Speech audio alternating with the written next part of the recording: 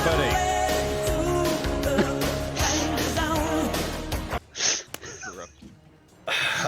Got me perfectly. Fuck you. Fuck you running. But hello and welcome everybody. I am Mike. Why is there like a lot of sword fighting? Beep, beep. Time to play the game.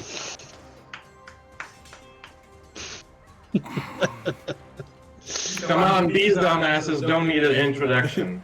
They really don't, but these are my friends from all over the world who get together with me to play Dungeons and Dragons at least once a week. I'm Mike, the resident Dungeon Master. Say hi, friends. Hello. I'm about to end your So, life. as you guys can probably tell, we do have a new player. Would you care to introduce yourself? I thought your mic was muted. You're good. Hi. Nice to meet everybody. I'm very awkward, as you can probably already tell. This is Don't gonna worry, be in great. this group you'll get over that real fast. Very. Very. So, Or not. I'm never dead.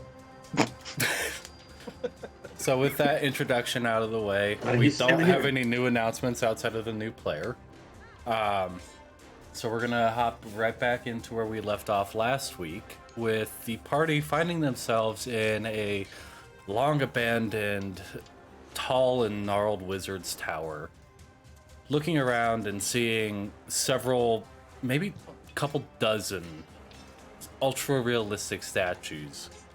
Some of you kind of putting it together as to what could possibly be waiting for you in this tower. And the others, not quite as much as... I have to put the bullshit back in here. But as one of the players made their way around the tower, finding themselves in a odd predicament, can I get Sir Drax to go ahead and roll me the start of your initiative? Oof. I will check that momentarily. Oh, that's a big oof there, buddy. It wasn't a natural one. But fucking close. Okay, a 4.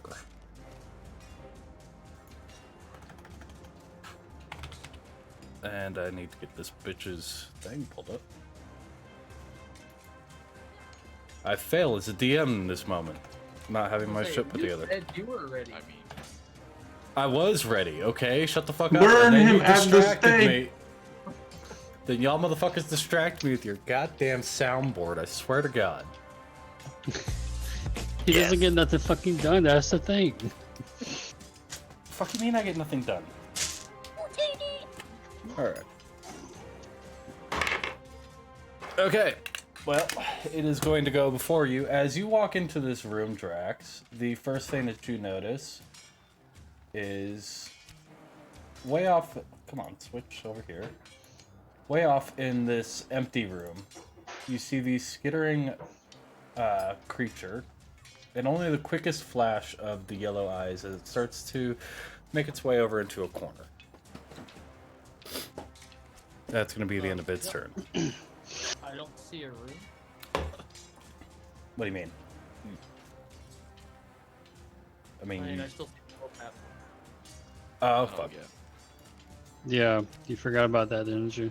Yep. Come on. That's why when you said in this corner, I was like, hang on, I gotta refresh my shit so I can actually see. Can you see it now? what are we looking? Yeah.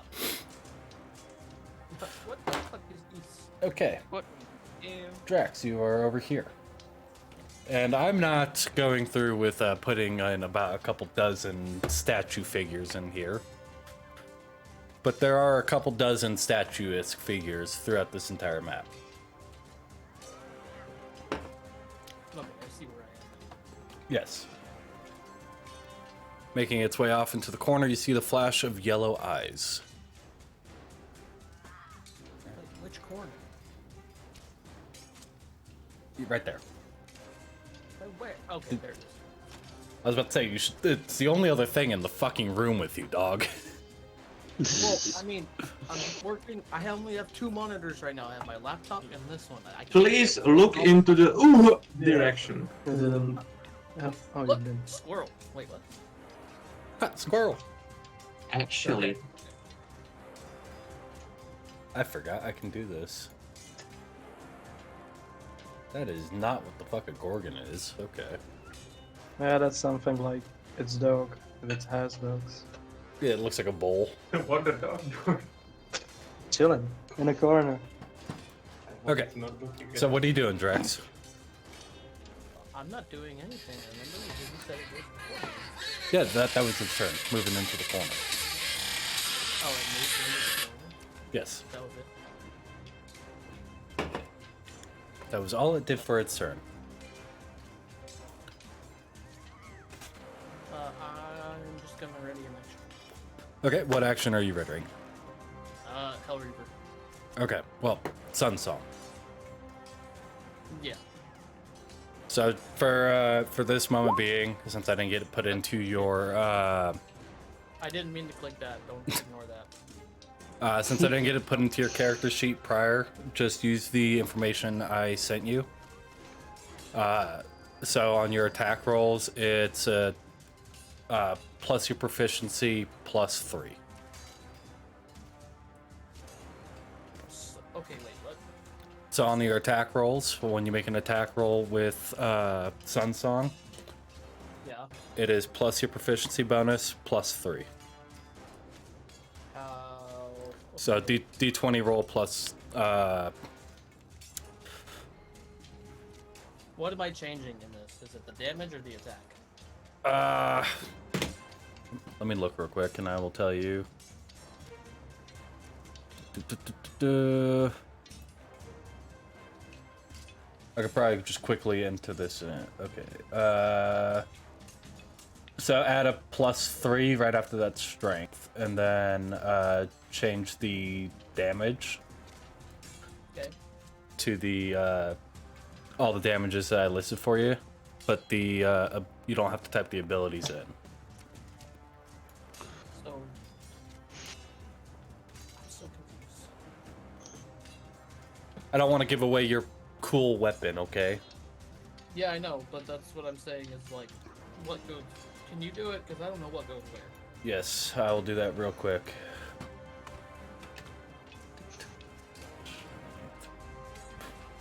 And then... And that's pretty much it. Right there. Yes. Ah, okay. Yeah, that should... Yeah, that's it. And then for the abilities, they have the descriptors in there for you. And Yeah, what they do. Those I'll just kind of, I'll put those in later. Perfect.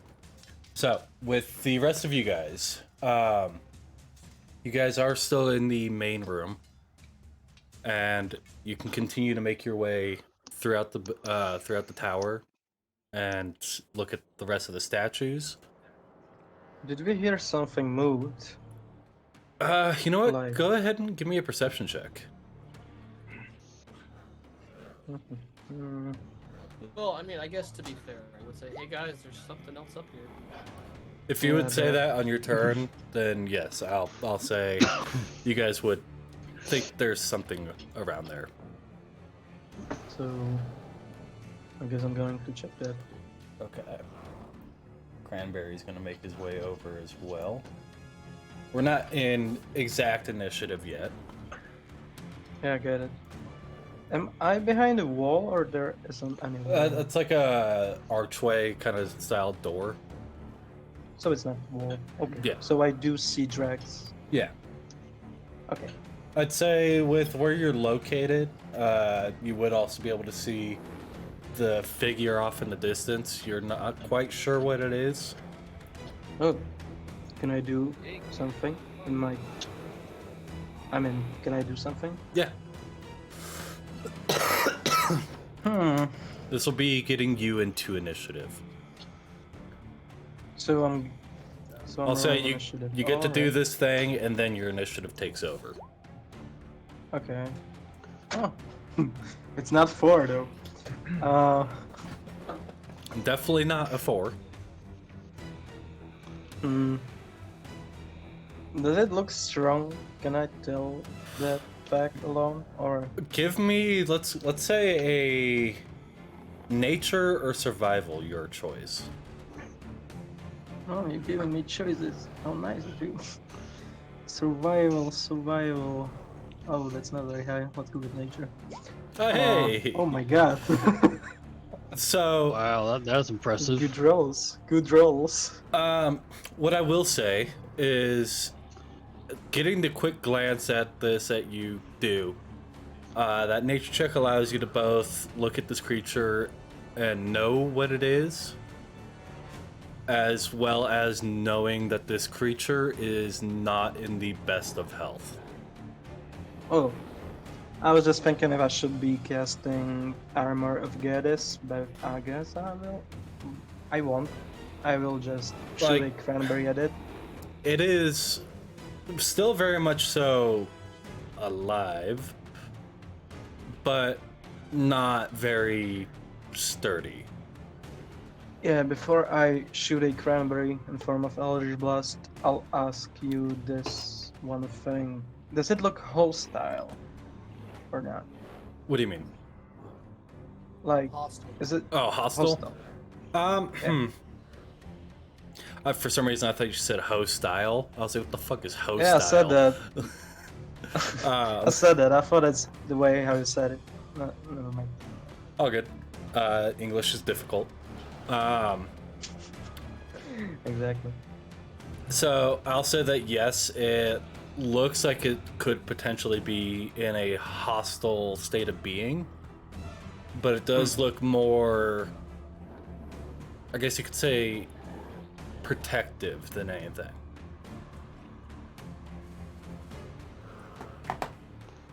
Like, not necessarily hostile, but definitely can be easily triggered into a hostile state.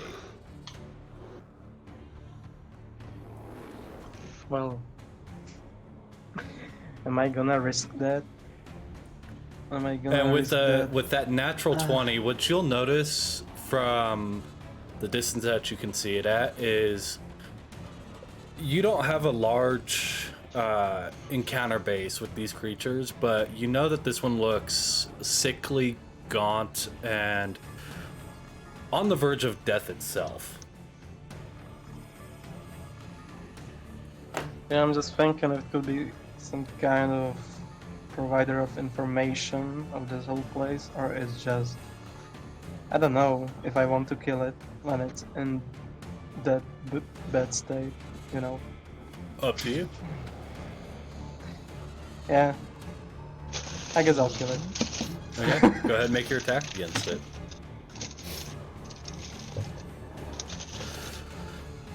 Launching off Roll that your dude. blackish, reddish beam of energy, hitting its not so thick hide, but thick enough, the Eldritch Blast just kind of ricochets off, not dealing any damage. Interesting. You just miss. Yeah, I get it, but interesting. Can I, at this point, call my familiar Strawberry? Yeah, I'll say on your bonus action you can call Strawberry over. But just wasn't sure if this is an actual action or... Okay. It's kind of far, isn't it? Yeah. I think he has movement of 40 feet. That's... Yeah, but I could just make that he attack him twice. With his bonus action he would get like... there for 40 feet. And with his action he would make remaining 10 feet. Or 5 feet. Definitely can. Could I do that? If you want to. I'll say if you do that, it won't be able to attack this turn, but the momentum will continue into your next turn as it's running in. That kind of makes sense. Yeah, but it, like, I'm commanding him to move to that position. Right, it and has its own in turn. my bonus action, Yes. and for his. Yes. Yeah. Okay. I totally forgot about that. Then yes, it'll still be able to make its attack. Coming Okay. in, it'll be able to make one attack. Absolutely fantastic. So let's see. Oh, is this hitting the creature, Mike? You know, I think that a 21 might just barely hit. Barely. What the fuck is that? Turtle? Nah, it hits. Go ahead and roll for damage. It's a Okay. panzer. I'll be also asking you to roll a strength save? saving throw. Where Yeah. did my dice go? There it is. Okay, it's actually halfway decent on strength. That is going to Yeah. be a 22. Oh my god. Yeah, okay, he succeeds. No damage for him. So, not being prone. But he still takes 2d10 plus 1.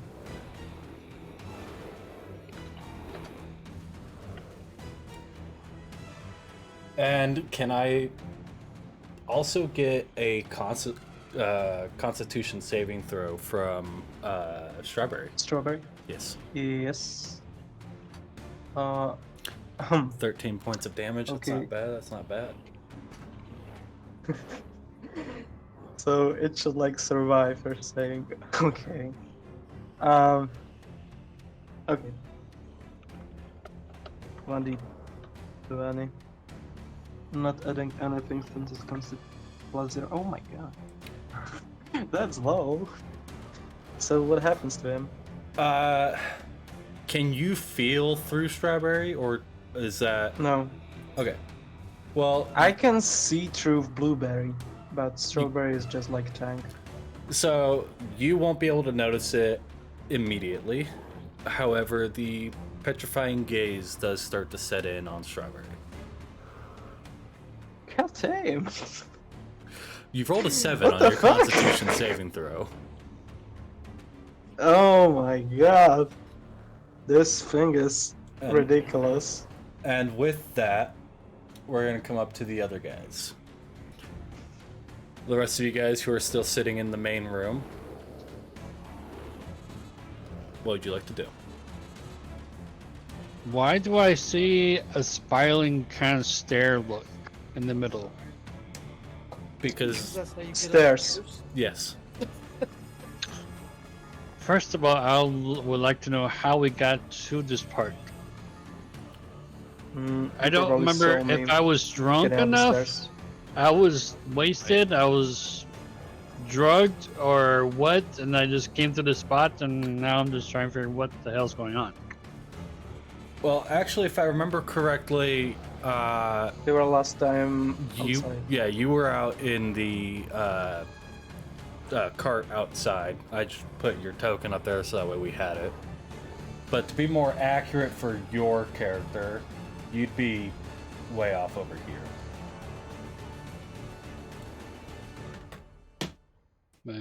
Where am I? Right at the edge of the map. Right at the entrance. He noticed that something's going on. I'd say if he wants to, he can try to make a perception check for the sounds of minor combat happening now. So, perception check? Yes. He could kind of hear ramming goat. Oh, sorry, that was persuasion shit. Yes, that is a persuasion. Perception. Perception. Okay. Oh, 18 is not bad. I'll say that, albeit muffled, you do kind of hear the low echoes of what sounds like combat starting to happen inside the tower as they echo out through the open doors.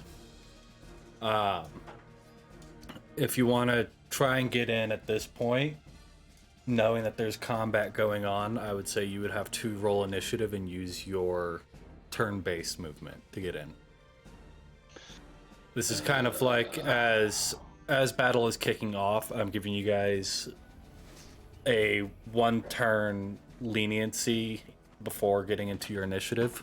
So I'll say you can use your 60 feet of movement, and then roll initiative, and then depending on where your initiative is, will depend on if you can go again immediately afterwards, like with a 21. Okay. So, your full movement speed is 30 feet, which I believe gets you just inside. Yeah, just inside the door. Okay. And then- That's W. Yeah. And then go ahead and roll me initiative.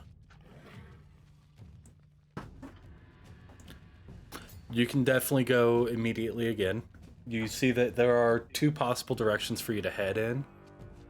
Judging based off the sounds, you know it's coming from the backside of the building. You can, and they're both pretty equidistant travels for you. You can go through the door immediately to your left, or you can continue up and go through the door on your right. I would probably go to the door on my right. Okay. And 30 feet in here. Get you right about there. And then that'll be the end of your turn. Jack and Dread. I'm gonna head upstairs because I obviously hear the fighting. Mm-hmm. Unless I'm outside still. No, you would have been one of the ones who got called in. I remember that two guys were outside. Was there? I forgot to go back and. We also have the revived or You've redistoned been called NPCs. in because you've been dispelling magic and using source. But never mind. So, Dread coming into the building. We'll say you can get in. Okay. Seeing Merlin kind of take off, you follow suit. So, go ahead and roll me your initiative now. As you just said, I was already in the building. I forgot that you were one of the ones who was out. Fuck that. You will come back into play after Drax goes again. Cool. I'll be back. And then Jack. Yeah, so what about those guys that we resurrected, so to speak? So far, yeah. so far out of the group that you resurrected, there were a couple of individuals. The only one that's kind of still standing there waiting around is the initial resurrectee, the Goliath cleric individual, who is kind of just looking towards the sounds of combat and kind of taking stock on whether if he's going to join in the fray or not. The guy, the fighter or barbarian that I... Goliath barbarian. Yeah. Was it barbarian? Cleric Is was still the there. tiefling. The Cleric was the first tiefling. one. Yes, that's what it was. Okay, so the cleric is waiting and the barbarian or whatever the Goliath is still waiting, or He's- failed? He's kind of following suit with the tiefling. They appear to be part Okay, of the so- same party. I will shout at them. Wait. Goliath was old, he was from 80 years before, and the tiefling was like thousand and few hundred of years before. I thought that was a different one. Am I getting my own lore fucked up? Yep. I believe the first one was old First The one was 1,000 cleric years, is and the, older than the barbarian. yeah, and the that's barbarian what it was was. like 8 years. And with that, we've come up to the conclusion that since the Gargan did her thing like 8 years before, it should still be intact, like in here. Yes, yes. That's what I remember. Totally fucking up my own lore today. So sorry, guys. Never mind. So I'll shout at them that we need help because someone is fighting upstairs. Okay. Go ahead and give me your initiative roll and give me a persuasion check while you're at it as well. Okay. Okay. So you would be next up on initiative. and then Dread. And then What back did you to say? Dex. Persuasion? Persuasion, yes. It's not one of my strongest. No, you're Decent. perceptive, not persuasive. Yeah. But persuasion is also good.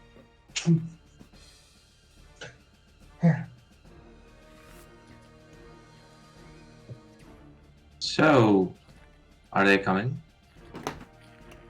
I will say.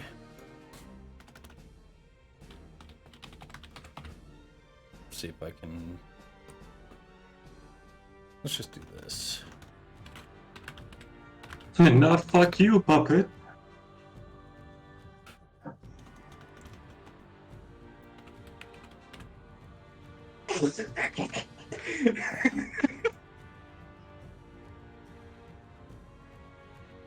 We'll go ahead and give you those two. You're unsure yet, however. Okay. Okay. They have an initiative of 17 and 15. So the barbarian is going to look towards you and nod. And then, he is going to make his way into this room. And then with the cleric, they are also going to make their way in here. I'm going to put a little token on here to differentiate them.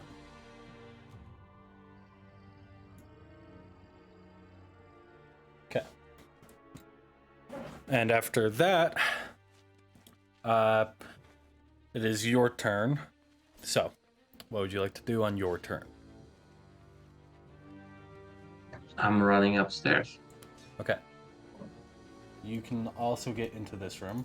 If you would like to, you can make a perception check around this room. And kind of get stock. Yes, sir. Okay. Go ahead and give me a perception check. Oh man. There are Oh, no. statues. There Yeah, are- good looking statues. yes. There's a few. Right. I mean, I like taking stock of them, even with a natural one, you can kind of take a look around and get a general vibe of each statue. Like you see a dwarven fighter-looking person, a tabaxi monk. You see a tiefling with a flute, so you would assume probably a bard. You do see another cleric, albeit very young, kind of humanoid. Unsure if it's elven or just a really good-looking human. So there's kind of a stock of people for you to choose from if you want to try and gain more allies in the coming fight. Yeah, that would be nice, wouldn't it? But that is what you can do on your turn. So wait, am I still able to do it now or later? I'll give you one. You can try and gain one. Okay, so there's a bard, there's another cleric, and A fighter Mhm. and a monk.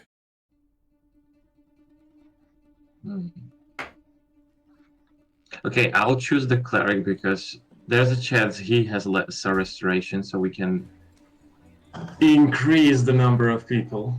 Okay. Casting your lesser restoration, you do free the fuck, what was I just said? What it was a kind of humanoid as the gray pallor of the petrify wears off of this person. They are elven and they are a cleric.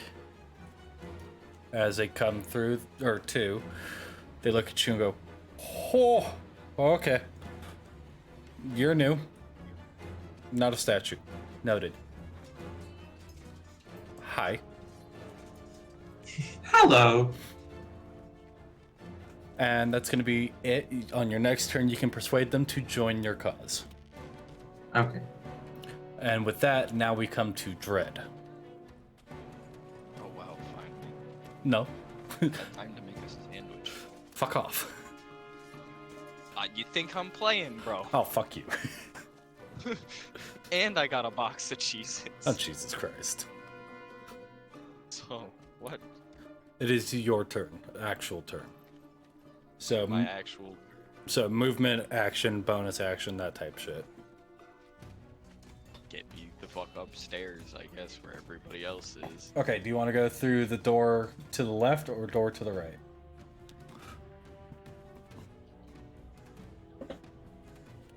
I feel like I should go through the door on the right. Okay. And you have 40 feet of movement?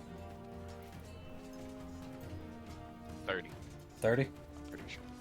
I thought you had Double check. 40. I'm pretty sure you have 40. Yeah, 40.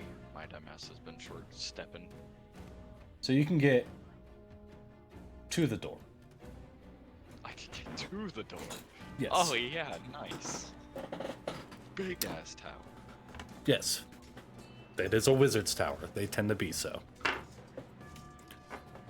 You can action dash and move another 40 feet. Me? Yes. I mean, sure, if it'll get me closer to where everybody else is. 40 feet from where you're at right now, I think might get you about halfway. Nope. Get you about a quarter of the way. So I'm basically struggling to get over there. Oh. Yeah, you can get right about there. Give or take. Wow. Really making some progress here. Oh, no, I fucked up. You get to move about 10 feet more. Yeah. 10 more feet. Like that matters. Right about there. You moved up 10 feet. That's about as far as you can get on your turn. At the end of your turn, we come to Drax. Woohoo. What you doing, buddy? Let me see here. How far am I from this thing? About 50 feet. Goddamn wizard's tower. Hey, I was spot fucking on right there. Well, in that case, I guess I'll just move. 30 feet. Yeah. Alright.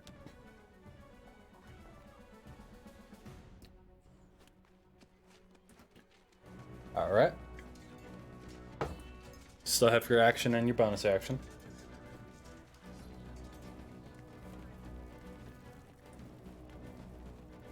Ba-ba-ba-ba.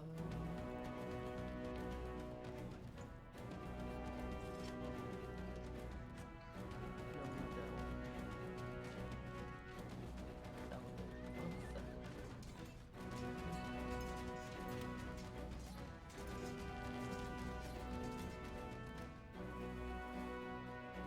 That one either. Okay, well, You I can- add- You can action dash.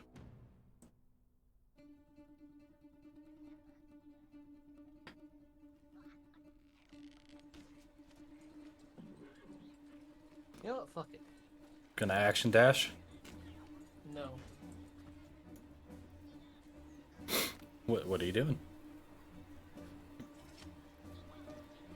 Ow. I'm waiting on it. Gonna throw a fuck. Alright. Yeah, a 24 will hit against the basilisk.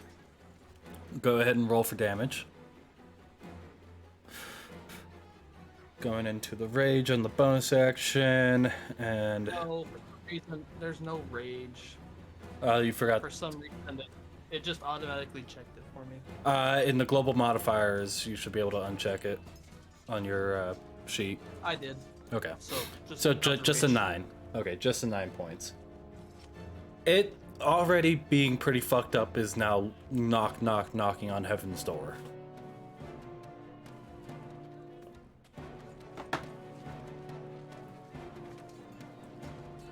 Alright. Fuck it, I'm gonna throw another 26 is gonna hit.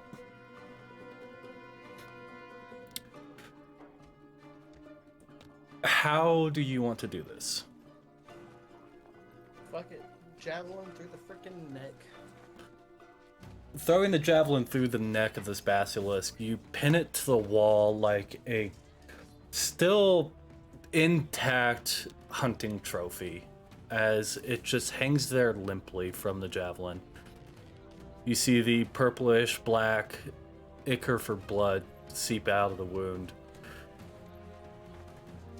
But you still have this sense of danger. Are we still in initiative? You are still in initiative. So I can't use Beast Sense right now. I'm gonna say no on that one. Okay. If you didn't throw the second javelin, I would have allowed it. But throwing the second javelin, yeah. So that basilisk is now dead. At the end of your turn, we come back to, was it Cranberry? Nope, it was actually Merlin next with the 22. And then Cranberry on deck with the 21. Yep. You watch Dread run past you and into the room to your right. You can choose to follow him in there, or you can take the detour and go back through the other door. I'll follow behind. Okay. With your 30 feet of movement speed, you can get right in there. Alright. You can action dash to move another 30 feet, and that'll get you about 20 feet behind Dread.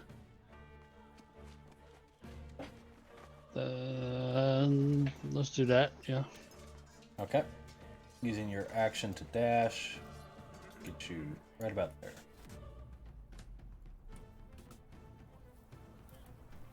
And you don't really have any uses on your bonus action quite yet. So there's not really much more you can do on your turn. If you want, you can kind of make a perception check around the room that you're in on your bonus action. Kind of getting a lay of the land. There are a good number of statues littered throughout here. If you had to take a quick guesstimate as to how many, there's probably about a dozen statues. So kind of like trying to get through the statues is like a maze. I'm not entirely. I mean, it's a very large room, so having only a dozen statues, they're kind of littered throughout the room, but plenty of space to move in between them. And this is kind of your first time seeing these statues as well. I mean, they are very, very lifelike. Like, one hell of a carver came in and put together these stone statues.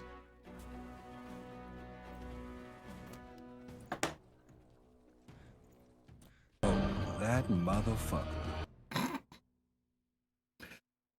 And I'll say that'll be about the end of your turn at that point, which means that we come to Cranberry.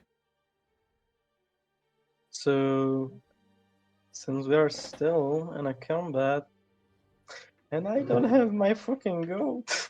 Goat lives matter. The goat's still alive. It's just that the petrification is setting in on it.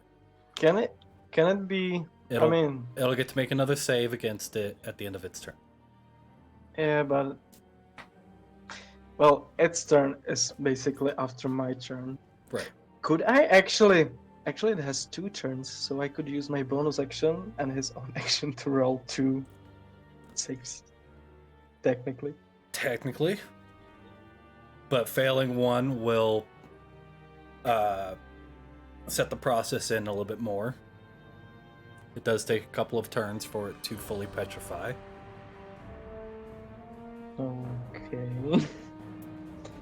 So I'll start my turn with that. So there's 1 roll. I don't have any bonus to it. It's just straight D20. Holy Hey! shit! Oh, my Strawberry buddy is for the alive win. and well. You lucky motherfucker. I'm a goat. So, you, Cranberry, wouldn't really notice this, but from Strawberry's perspective, as this petrification starts to set in and it feels its limbs tightening and its skin start hardening, it just, with the resilience of a goat, kind of, and just pushes it all out.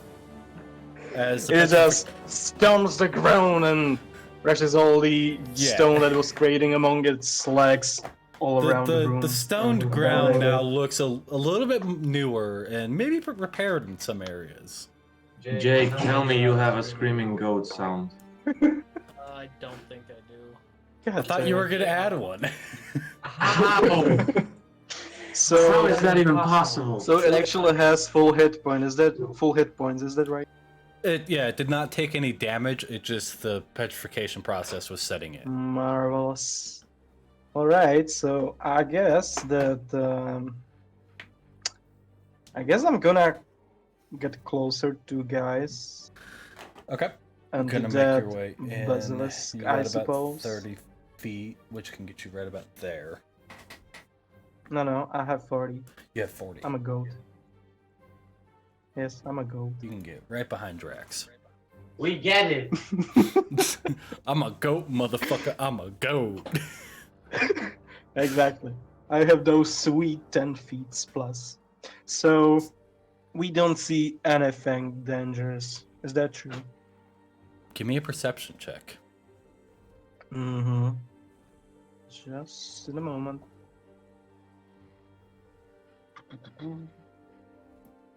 God damn. No, I That mean, was the karma for the 20.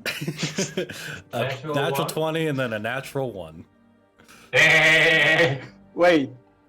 I still have well, do I? Is up to you. Do I still have Your luck roll? no, not that. I forgot about it. Thank you for reminding. No. Strawberry's turn. Strawberry's action. Or item.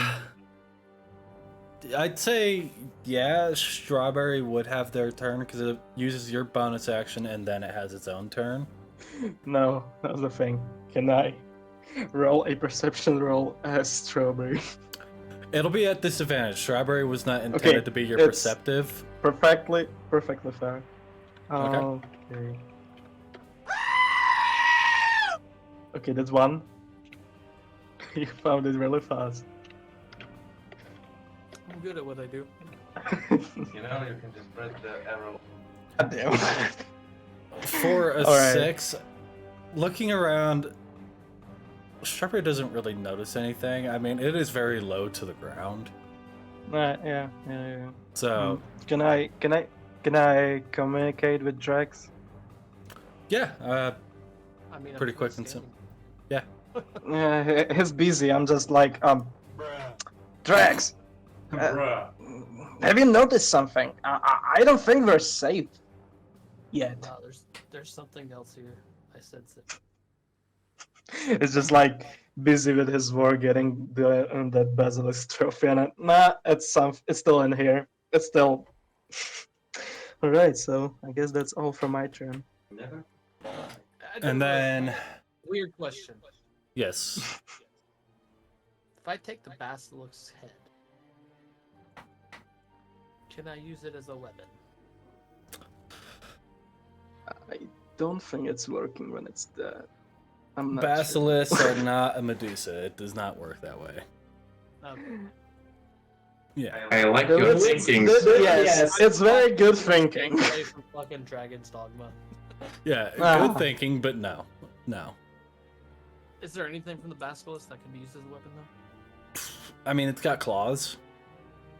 It's got kind of spiked fringes on its back. More natural weapons. I'm gonna take some stuff as trophies. Okay. This is all over. Well, if you take the head, you can throw it. I'm just smartass. So, next up, I cut the head off and I cast Cure Wounds on it. no, Well, the head. Holy shit! no. No. No. If I cut the head and I cast wish on it. If you cast Wish, sure. Sure. But that is a fucking high-level spell, alright? None of this cure wounds bullshit is gonna make you have a basilisk. How about, Petrifying gaze. how about a freaking potion of greater healing? No. It has to be Wish, nothing else. I would consider this. If you use a superior healing, I'll let you use it once. And tell us it doesn't work. Supreme, I got one. Yes, 3 people in your party have a supreme healing potion. Oh, right. Oh, Jake wasn't there back there. I cast Basilisk Gauntlet. So, at the end of your turn, Cranberry, coming up after that is actually the new Barbarian as he charges in. Only gets about a quarter of the way through the room. And then it is Jack. So if you want to try and convince this cleric to aid you in your endeavors against whatever is through those rooms, knowing that they are statues, probably a basilisk or a gorgon of some sort, go ahead and give me a persuasion check to see if they'll help.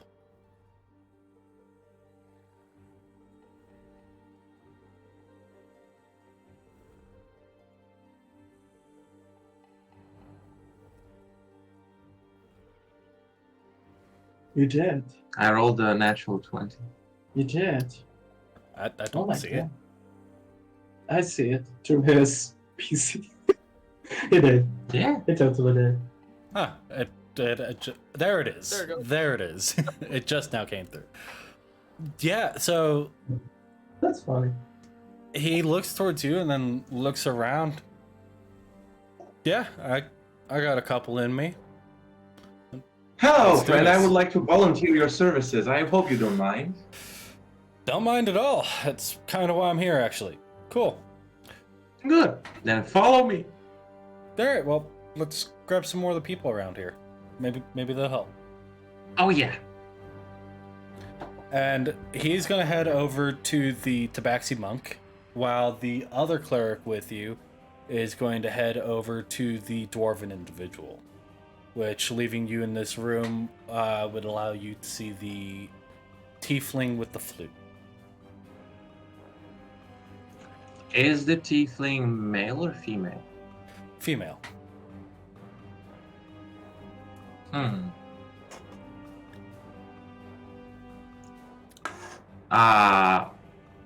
Hey, friend. Do we have enough of magic to wake them all up? Looking to the clerics in the room. Should have enough. I mean, I've got about 2 castings left on it, and the other cleric's gonna say, right about the same for me too. Okay, so let's wake them up. Okay, as you guys cast Lesser Restoration on all these statues, Irvine, as you sit there in a room, unable to perceive things as you were very quickly petrified and turned to stone, you coming to, you see standing in front of you a odd war-forged individual dressed up like a show performer at a circus. Oh my god, I'm so stiff. What happened? Oh, hello. Hello. Phrasing? Look, I don't mean to scare you, but you were turned to stone. Don't. Yes. I'm just gonna like look him up and down like What? Do I have a dirt on my clothes? no, it's not that. I'm just confused. And looking around at this room, there are a couple individuals in here that weren't here when you got turned into stone. But you do see them also slowly regaining their color and fading from the stone. And Like that. I'll go ahead and get your token.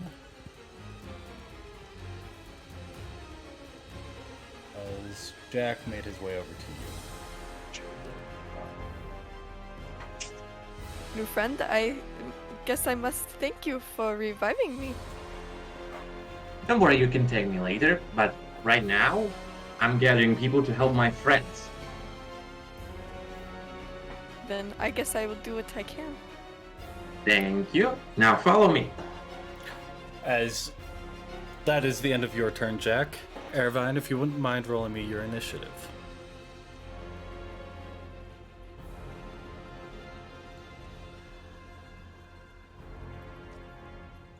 Hey!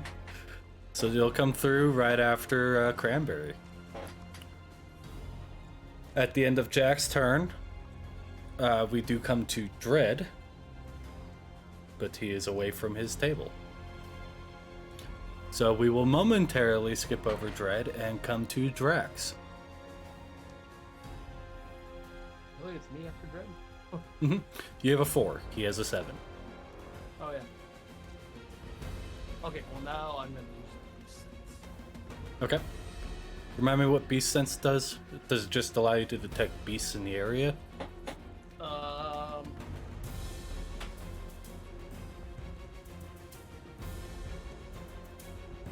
No, never mind. Not that. Well, no, actually, fuck it. I can use that one. I'm gonna use it with Strawberry. So basically, Beast Sense, I touch a willing beast for the duration of the spell. I can use it to see through the beast's eyes and hear what it hears. Okay. And duration is 1 minute? Up to an hour. Oh, not bad. I will ask Cranberry this. Is Strawberry a willing creature? It's not going to hurt him. No. Then yes, why not? Okay. Then yes, the spell does fade into Strawberry, and you now have the ability to see and hear through Strawberry for the next 1 hour. Well, up to an hour. So I had something I have to concentrate on. Like, I have to concentrate on it. I'm pretty, like, I am blind to my own senses, like, myself. So you can only see and hear through him. Yeah, but at that point, I will pretty much, like, send Strawberry running through the halls to see if there's anything else around that I can. I could do that thing with About to do that. Blueberry if I had casted Fog of Familiar. Just saying. So, if you want to, you can make a perception check using Strawberry's perceptive abilities, which gives you a +0, being a straight D20 roll. Alright. That's not bad.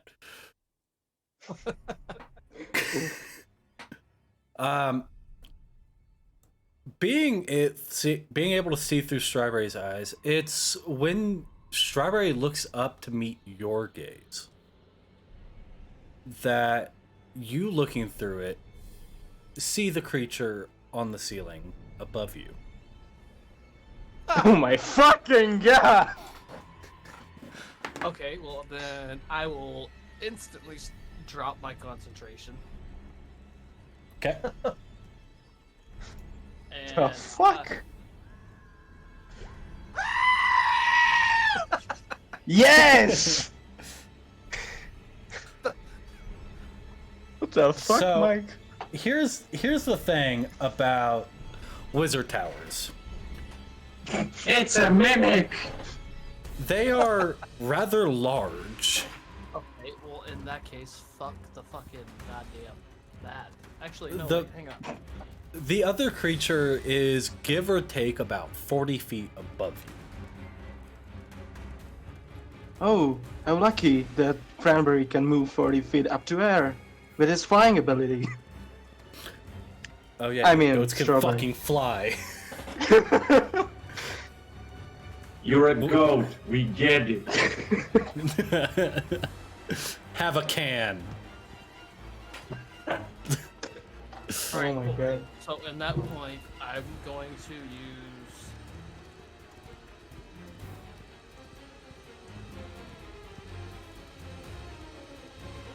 Okay, so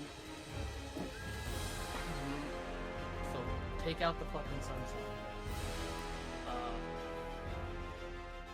The Sun Song is at the ready. What kind of creature? Not a difficult DC, as you have just killed one. Oh. God damn. Okay. Are basilisks?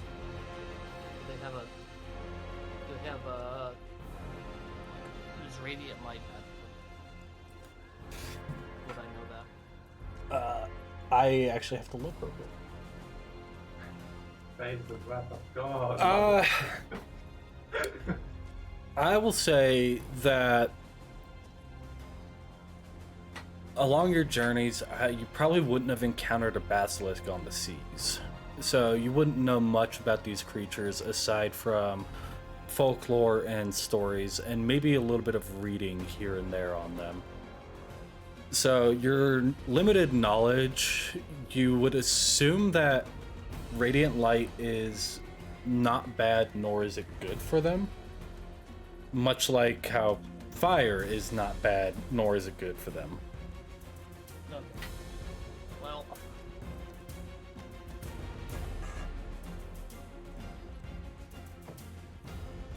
Fuck, I'm gonna get that motherfucker. No, you are You're not. thinking. Okay.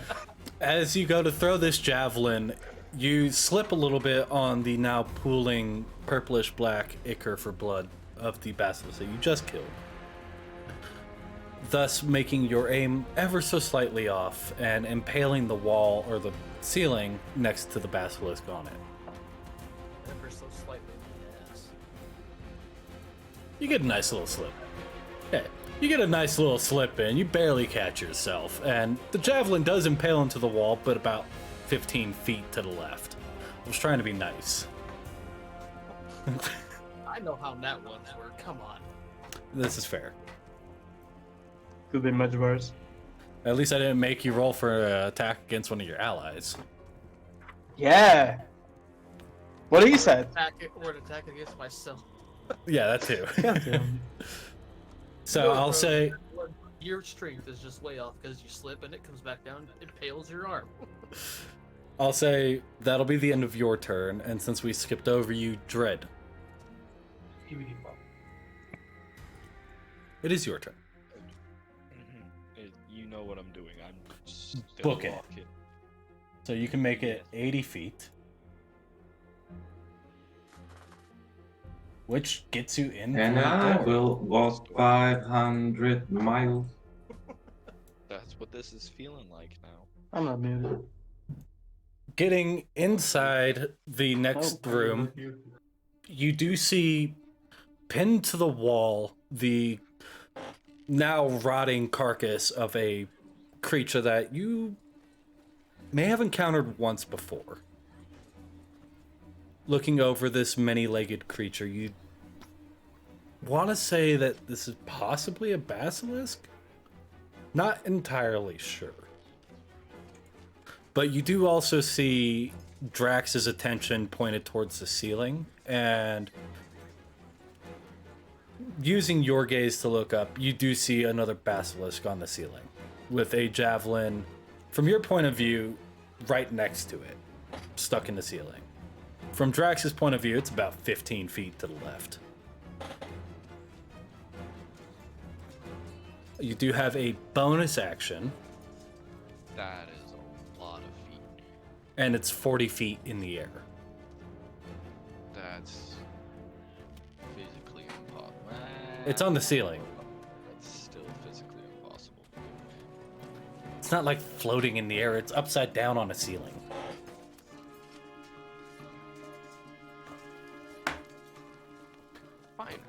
However, before you do that, one, you only have your bonus action. Two,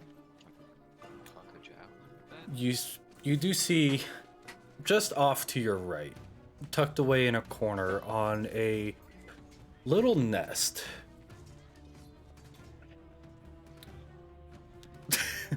You see another creature.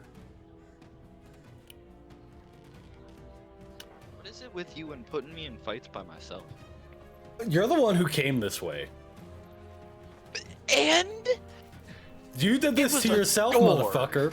Yeah, you did this to yourself. you're the one who put it in the corner. You had a 50-50 chance of running into this creature on this side, okay? Fuck you. Uh-huh. And they're still in the room, but it watched him kill the first basilisk and did fucking nothing. It moved not a fucking inch. It just watched it die. It was like, that's crazy over there. Tyler, there's such a thing called sleep.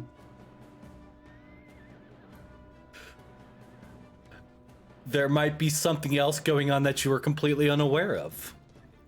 I'm just gonna fucking Like a deep sleep. myself in the head with my own sword.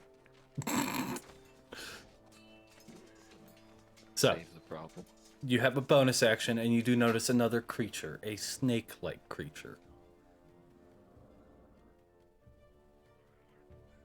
Where? Come on, everybody, we In need the the boy corner. who lived. It is not the same creature as the one that you see pinned to a wall or the one on the ceiling. The creature in the corner appears to be snakish. Which corner? I'm looking at every corner that I'm in. This big motherfucker over here. That looks like a minotaur. It is, but it's not. That I don't know doesn't why. answer. I don't know why a gorgon in 5e is like a bowl. Okay, You see, because when I think Gorgon, I think like Medusa. Medusa. That's what it Yeah. is. Like above table talk here. That is a Medusa. It is a female kind of snake-looking creature with many snakes for hair. It is not the fucking bowl that it is for 5e. That's just what it is in fucking Roll20, okay? Leave me alone. Fuck off. Like, even zooming in, that's a bull with some scales instead of fur. Yes. That's a cow, not a snake. Yes, it is a bull with scales on Roll20. But it is Medusa. It is a Medusa. A Gorgon. That's what it is, okay? Okay. Fuck you. No, fuck you. So, you have a bonus action. What would you like to do with your bonus action, fucknut? That. Okay. That's what I want to do with that. Using your bonus action to scream like a No, little using bitch. my goat. That does, I will say that will notify your companions to your distress. At the end of your turn, we come to Merlin. As you are sitting there making your way in, you see Dread pick up the pace and run in. Immediately surveying, you watch him look to his right and then scream.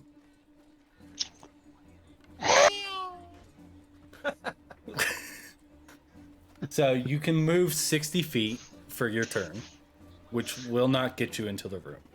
You were 20 feet behind Dread, and it took him 80 feet So to it get would in. just basically just give me like halfway. Little bit more than halfway, but yes. Okay. Why there's so much space, Mike? It's a wizard's tower. Still so much space. You can get there for your turn. You can Alright. see through the doorway ahead of you where Dread is. Off in the distance, you see Drax, Strawberry, and you can see a kind of a glimpse of Cranberry on the far end.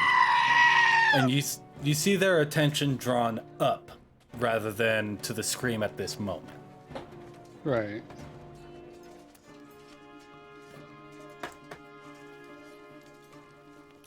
but that is about what you can do for this turn. At the end of your turn, Cranberry, you hear your companion off on the other side of the room scream. But yeah. But you do also see Drax entangled with, or not entangled, but attempting to hit the basilisk on the ceiling. I guess I'm gonna help. Okay, which one are you helping? The one who screamed or the one who missed his javelin throw? My goat scream. Yeah, I think No. he is helping a No. goat. Dread screamed. Dread scream. Dread can scream. Dread can scream. Oh my god. Alright then. Robots can scream too, motherfucker. I would watch that. Anyway. Robot rights activist. Detroit. Oh, fuck off. Fuck you. Yeah, so I'm attacking. I think that's the sound of the gargoyle giggling her ass off. That's a basilisk. Attacking the basilisk? Yeah, I'm hitting basilisk with my cranberry attack. Okay. Oh my No, you are not. God, I'm not hitting. Much like Drax, as you go to stance up for your Eldritch Blast, go ahead and give me a, let's say, I'll let you pick dexterity or athletics to not fall on your ass. Alright. Alright. Wait, saving throw or check? Dex save or athletics check. Oh. Yeah, you're right. Holy shit. So bad timing. So bad timing. You and your back and It's forth really- between those 1s and 20s, man, I swear. But as you go It's to like- stance up and release your Eldritch Blast in the form of a blackish red cranberry, you slip, adjusting your aim, hitting the wall or the ceiling about 15 feet to the right. But you manage to stop yourself from slip and sliding and falling on your ass on the blood of the now dead basilisk behind you. I'll give you an idea how you could change it if you want. You could do it like the way I slipped because I could have slipped. I just slipped the other way because the cranberry just reflected to hit me with the natural one. But the way I dodged it, and if I could now use my Oh, you cut out. aiming. What? You cut out there for a second. Oh, so again, the sequence I was following. I was watching this that I failed to hit it, and the way I hit the wall, it could have kind of reflect the way I was standing, but because I slipped, but I didn't slip, it kind of hit the position I was standing at, but it kind of reflected from that position again. And if I could use my luck roll for this situation to try again to hit that basilisk with that same cranberry, could I do that? So ricochet shot with your luck roll. Yes. I like it. Yes. Rule of cool will allow it. Holy shit. So what is it? 1d20? Mike, make you an need attack the sunglasses for moments like these. Again, attack roll. Alright. Yep. We're gonna go an attack roll on this. Using your one and only luck roll to try and do probably one of the coolest things yet. Unfortunately for you, as it ricochets off of these continued walls, avoiding you from your slip, as opposed to hitting 15 feet to the right, it does connect, but does not appear to phase the basilisk. Okay. It's still cool. So I'll be following that. You feel like it may have just lost a little too much power doing all those ricochets. Yeah, that makes sense. That would actually... Good thinking. That explains a lot. So, can I still use Strawberry at my turn? Like, bonus on his? Or I'll say... kind of- No bonus this turn. Okay. But you can use his action. Okay. So I guess, but wait, wait. If he flies up to Basilisk and it gets again petrified. Has the chance of getting petrified? Yes. Yeah, he has. But with my luck, he probably will. He could fall and kind of damage Shatter? himself, and while being somehow petrified, he could like lose his limbs. Or am I getting it right? Or there's no chance of There kind of damage. there are chances for things like this to occur, but there are chances that it won't. Okay, plan B. Is there something like column that is not visible, just like chance of it to be? No, these are wide open rooms. Okay, damn it. I thought that I would take the sailing down with along with the basilisk. Alright. Strawberries won't do anything. Okay. It's the end of my turn. At the end of your turn, Irvine. Ooh. Me. You have 30 feet of movement, and you can also action to dash. Which, from your location, 60 feet, will get you right into the doorway. Okay. Well, yeah, I guess I'll go that way. There's not a whole lot else I can do. Okay. Getting your way into the doorway. You're in the doorway, it's just snapped there. Getting into the doorway, you do see a couple of other individuals locked in combat with something above. You did hear the scream, however, you do not know from who. However, you do see another individual on the other side of the room. This one is a rather large, hulking individual. Very, very shiny. Definitely couldn't have been him. That screamed. Couldn't have. No, most definitely could not have been the giant hulking metal man off in the distance.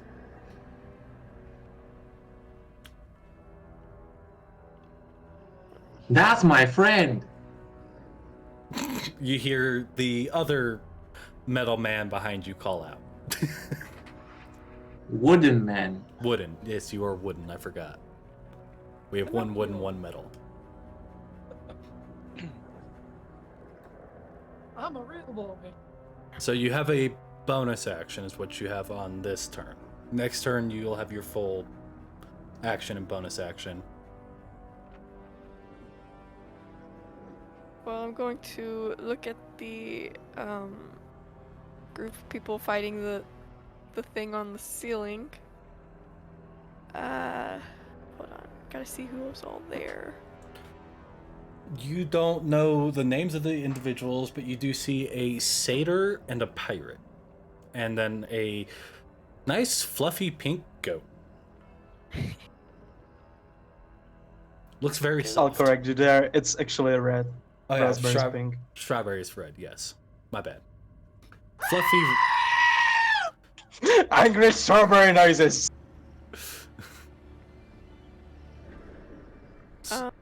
I will take my flute, do a few warm-up notes, and then I'm going to give bardic inspiration to the pirate. Okay. At your level, I believe a bardic inspiration is a D6? Or is it a D4? I believe at level 5 it is a D6. Yes, it is a D6. So... Wait. Yes, it is a D6. Wait. I'm playing a bard in a different campaign and I don't remember shit. It's a D8. And we are at level level five? 5, I should know that. Level 5 is a D8? I thought it was higher to be... Yeah. Huh. I'm looking at Wikidata. It is and D8, right? It's D8. Okay. I thought so. So, Drax, you have a D8 that you can now roll on any one of your next rolls. Woohoo! And Irvine, that is the end of your turn. at the end of your turn, that would be... Hey, wait, you click the inspiration thing up Yes. there by my string? Okay. That's just kind of a notification reminder that you have inspiration. Oh. Getting right up there with you will be the barbarian. And I need to roll for that cleric, as he also goes before. Oh. He will get right about there. Doesn't have a lot of movement. But Jack, as you look back to the other clerics who are finishing up with their lesser restoration, you see the two other individuals that they were attempting to aid or get aid from did not survive. It is looking back at them that you notice that the tabaxi has a rather large hole in the chest. Oh. Tabaxi's life matters. Okay, so the tabaxi didn't make it, and also who? The dwarf. The fighter. Okay. You might have found a BBG of this tavern. Don't you know? The dwarf seems to have perished from some sort of puncture wounds right around kind of chest abdomen area. Several puncture wounds in a arcing shape. So there is something behind us. You are unsure. If you would like to, you can try and make a perception check to... Yes, please. Go for it. Come on, please. How bad is it? Stopping dead run to meet up with your companions. I'll say you probably moved, give or take, about 10 feet before you stopped. Looking around, realizing this, you don't see anything in this room. Scanning the walls, the ceilings, looking around in crevices and dark holes, you do not see any eyes peering back at you anywhere in this room. You feel that this room is probably secure. Phrasing? What in that dark crevices, holes, what? I have a bad feeling about this. Do you now? Yes. Couldn't tell.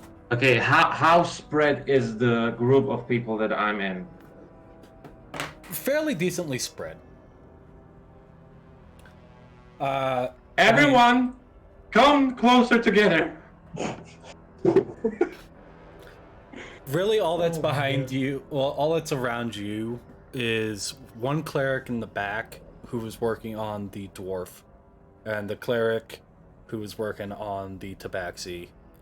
Both of which appear to be making their way towards you anyways, as you all are heading in the same general direction. Okay. We're continuing, but staying close together. Okay. Pushing on with the rest of your movement, are you going to action dash? In a way, yes. Okay. With your 60 feet of movement with a dash? Yes. So you get another 50, which, if I remember correctly, gets you right about there. Gets you far enough to be able to see through the archway doors and see your companions looking up. That's where your turn will end. Okay. At the end of your turn, we now come back to Dread.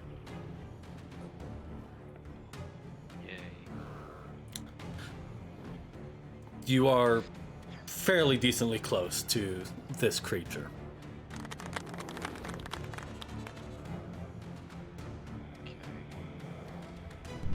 I guess I'll just a bit closer. Gonna get closer to it? Do I have How much like, closer? Close enough So you'll have to be within melee combat. Yeah, so 30 feet. You can get So right I on don't top of it. really have- yeah, I don't really have to dash or do anything. No. 25 feet gets you right on top of it. As you get closer to it, you notice that this creature is worse for wear. And give me a quick... We're going to say as you approach, taking stock of your enemy, we're going to give this a bonus action. Perception check. This is just... Oh, goddamn, double nat 20. It really wanted you to succeed. So, taking quick stock of the situation that you are casually walking towards with your sword ready, you see the snake-like woman kind of coiled around what you can now see as a clutch of eggs. Nice. And based off of the distress that this snake woman is in, you would assume that these are fairly freshly laid eggs.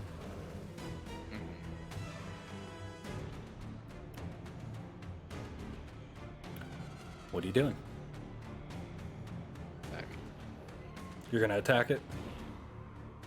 See, yeah, that was kind of the plan. Okay. Go ahead and roll for attack.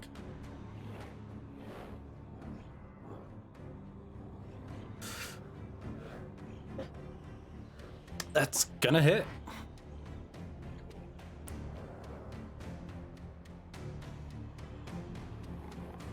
Go ahead and roll for damage. 17 slashing damage. It is after this attack that you garner its attention, and it is now angry. It was already fairly wounded, but now it is angry. Okay. You do have another attack. Alright. You said I had to bonus action. Okay. Perception checks, but I didn't think I had. Yeah, no, you as a 5th level barbarian, you have an extra attack. That is gonna hit. Jesus. Definitely cleaving into this monster. It is feeling the pain of your giant sword, but it is still staying right on top of its clutch.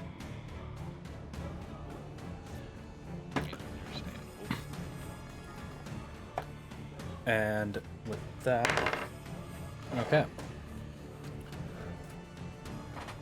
After your turn, we come to Drax. Well, firstly, I'm gonna get my other two javelins off of the other basilisk real quick. Okay. We'll call that your bonus action. So that'll be movement here. Yeah, movement and bonus action. You still have your action. So do I see the thing that Dread's might be down from where I'm at? I'd say it's a little difficult to make out the specifics, but you do see Dread in combat. Let's do this again. To the basilisk? Yeah, the one on the roof. Okay, that is going to hit. 5 points of piercing damage. It is wounded. Did not I feel enjoy like it that. should be falling off the roof. Not for that low of damage. It is still a pretty stout and sturdy creature. And that type of movement is kind of...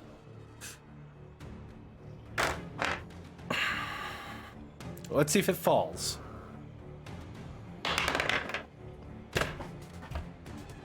What the fuck is your guys' luck today? God fucking damn it. Well, now I have to bust Don't out ask these me. dice. And I have to roll 4d10 for the fall damage. Oh, please be all threats. That's an 8. That's a 9. That's a 10. That's a 6.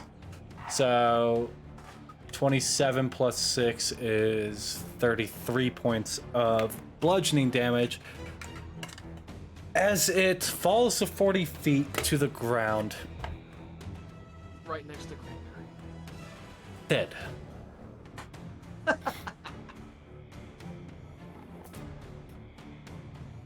It was already sickly and dying. Took 2 attacks and then just dropped 40 feet. It hits the ground with a sickly thump and a as you watch its insides become its outsides.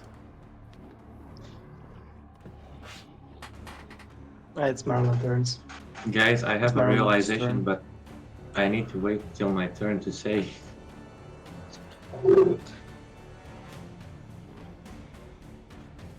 Sorry, I'm just checking DMs.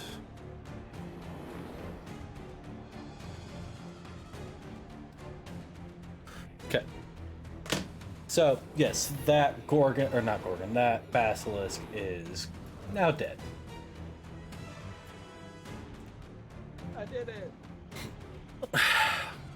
So we're still in initiative? Yes. Yes. Because of that fucker that's coming after us, right? No. You're fucked. And it's even more fucked up than I thought. So, with that sickly sounding thump and squish, watching this basilisk become now inverted, that is going to be the end of Drax's turn, bringing us back to top of initiative order with Merlin.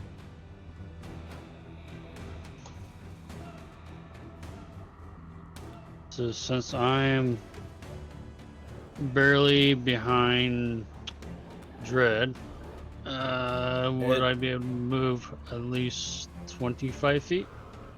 You have 30 feet of movement. Let's see. You'll have to, in order to be able to get into the same room, it's 50 feet of movement. Okay. So you'll have to movement and then action dash, still giving you a bonus action. Which, as a ranger, would allow you to hex a creature the moment you saw them. So if that's the route you want to go, that is absolutely something you can do. Yeah, that's fine, yeah. Perfect. So we'll say 50 feet of movement gets you right inside the creature that you see still alive and in combat with a companion is going to be the Gorgon right here. And we'll go ahead and say that you hex him. Alright. Alright. Okay. What does hexing creature do? So hexing a creature allows you to track them and dealing damage, well, making a successful attack against them allows you to deal an extra, I believe it's D6 of damage to a hexed creature. There are different levels to hexing. As a base level hex, it is a fairly simple one. This is, this is Hunter's Mark, not Hex. Okay. You can basically summarize it into fuck you in particular. Yeah. Yeah. Hunter's Mark allows you to track them and... Not Hunter's Mark. I know what Hunter's Mark is. Yeah, I meant to say... I mean, Hex and Hunter's Mark are more or less the same thing, but as hexes grow, they have more abilities. Gotcha. So, yeah. And then that'll be the end of your turn, Merlin. At the end of your turn, we come to Cranberry. As you watch this basilisk go from the ceiling to falling almost in slow motion, you watch as it's eight legs? Are they 8-legged or are they 6-legged? They are 8-legged. As you watch its 8 legs kick in the air, it hits the ground, splatting, and covering you in various bits of flesh intestines and definitely coating you in a fine mist of purplish black ichor. Sorry, It is go ahead. quite sticky. I'll be like, well done, my friend. Okay, so on that second spit, you definitely spit out like a bit of a scale. yeah. All right. Since I don't know, do we see Dread at the end of this Absolutely. fight? Okay, so yes, I wanted to apologize. I messed up my movement speed. It's not 40. That's actually strawberries and others goats. I got 35. I misread that. So 35 we'll just is my movement. what we'll do is we'll subtract 10 feet of movement from you on this turn. 5. 5. Yes, because you only moved once. You didn't dash. Yes, 5. But it's absolutely fair. That's so absolutely you have 30 fair. feet of movement this turn. Alright, so guess I'll move as far as I can, which would be this, and I now don't remember, but it should be somewhere around right there. Yep. Okay, cool. And along with Strawberry, well, he can go 80 feet. Correct. But it won't be enough, I guess. No, it will be like around there. Well, he can still go somewhere around there. It will be using up both of his... But you know what? Actually, no. He will just move up 40 feet, and I will keep for myself the bonus action. So. Okay. So 40 feet, we'll get it there. Perfect. Okay, what is the range? 70. It's within cranberry range. Is it though? I'm not sure. I believe Eldritch Blast has a 120-foot range. Nope, that's extended. 60 foot range. No, it has 120. It does? Okay.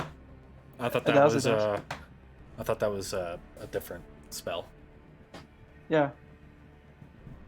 All right, so. Okay. So since it is cantrip, I can use it at my bonus action as well. Is it alright? Correct. You can at your level, I believe you can fire off 2 Eldritch Blasts. 3. Nope, 2. 2 at 5th level. I was like, I'm not using 3 all the time. Never mind. Sorry, no, you get 3 that's cool. at 11th level. I'm just kidding. Strawberries 2d10 are better. That's one. That's oh gonna my hit. god. That's gonna hit. That's absolutely gonna hit. So 8 and force damage. plus no Plus 4. 12. Yes. Yes.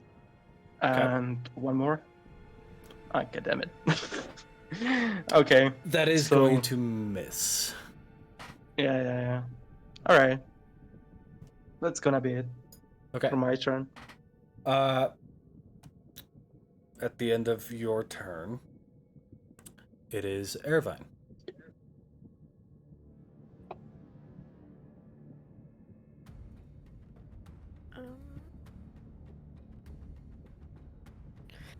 I guess I'll just like look around and I guess we must keep moving forward. And then gonna take my action to dash and just keep on keeping on. Okay. 60 feet of movement with that dash. Gets you almost parallel. Bow. Right about there. So you do still have your bonus action. You do see the giant metal man currently entangled with a snake-like creature. And you do now also see a elven or half-elven ranger make his way into the room. How far away are they? From you, I believe it's about 80 feet at your current distance. To the ranger, it's 50. 60, and 65. So at most 65, at minimum 50.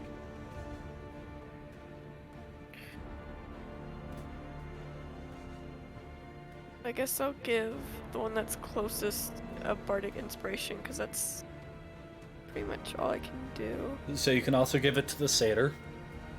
He is closer, just ever so slightly behind you. Yeah, he's not in battle yet, so. All right. So, Kev, you now on your next roll can add 1d8 to your next roll. Okay. You have bardic inspiration. And is that everything for your turn, Irvine? What? Perfect. At the end of your turn, this barbarian is going to come in. He has... What was... Okay, he's got 60 feet of movement. He can get right up behind you. And then this guy is going to come up here. This guy is going to come here. And then Jack. It is your turn. I run. I just push forward. Okay. And as I enter the room, I'll be like, "Your savior is here." Wait, where is the one? Okay. As you run into the room expecting the bout of combat, you know what? We're gonna have a little fun with this one. As you excitedly run into the room, going, "Your savior is here." Give me a dexterity saving throw. Holy shit. Oh. Oh no. I like that fun. I like it a lot. As you excitedly run into the room, going, "Your savior is here." Two things happen. One, you slide for an additional 15 feet. That's not how we slide. As the full-on momentum of you running in, excited to announce your presence, you slip on the blood of a dead basilisk that is splattered in a about 30-foot radius of it. You slide for about 15 feet. And as you start to kind of weeble wobble back and forth, go ahead and give me another dexterity saving throw. Oh, please, Lord, be merciful. Come on, be low. Be low. Oh, damn it. Why? I wanted you to fall on your ass. Why you wanna kill me, God? Not kill, just make you slip. Like a slip and slide. No. But you slide in, keeping yourself steady, kind of, whoa, and stop. Whoa! You stop. It's a little slick, but you're stopped. Looking around, Thank you. You see the essentially exploded basilisk on the ground. The basilisk up against the wall, and you see everybody kind of flocking to the other side of the room. We should go there. Come on! And with that, at the end of your turn, we come to Dread. Actually, no, we don't. My bad. There's one thing that goes before you. So, Dread, as you are the one currently locked in combat with it, I need you to make me a Constitution saving throw.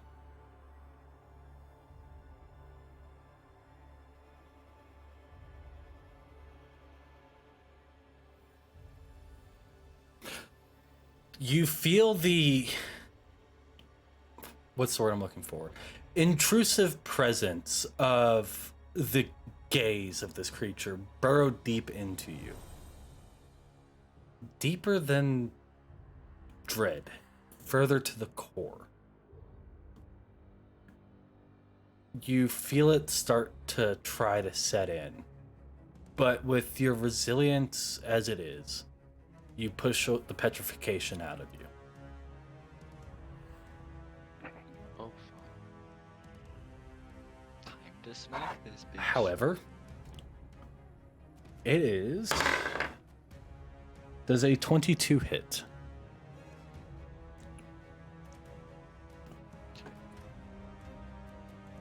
Damn it, yeah. Is it like one of those that just barely hit you? Meets it, motherfucker. Meets it, beats it, bitch. Yep, meets it, beats it. I will say this is not very damaging. You take 2 points of slashing damage as it reaches out to you with its claws. However, it does get the multi-attack, so sorry, but this is gonna hurt.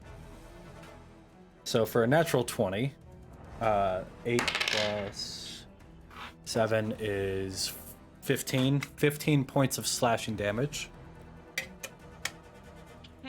That's not much. No, this is the part that's gonna suck. Oh, I need you to make another Constitution saving throw. that's fine. Me? Yes. Yeah. It's fine. What a sad. It's fine.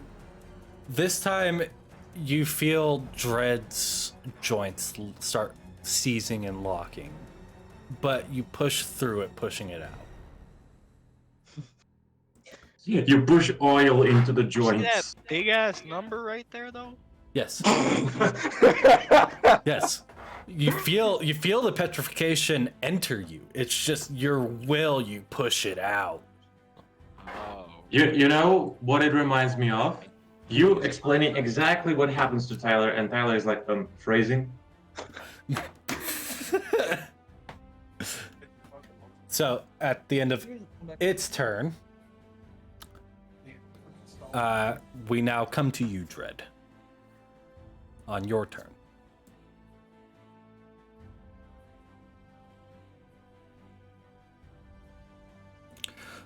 Jesus fuck!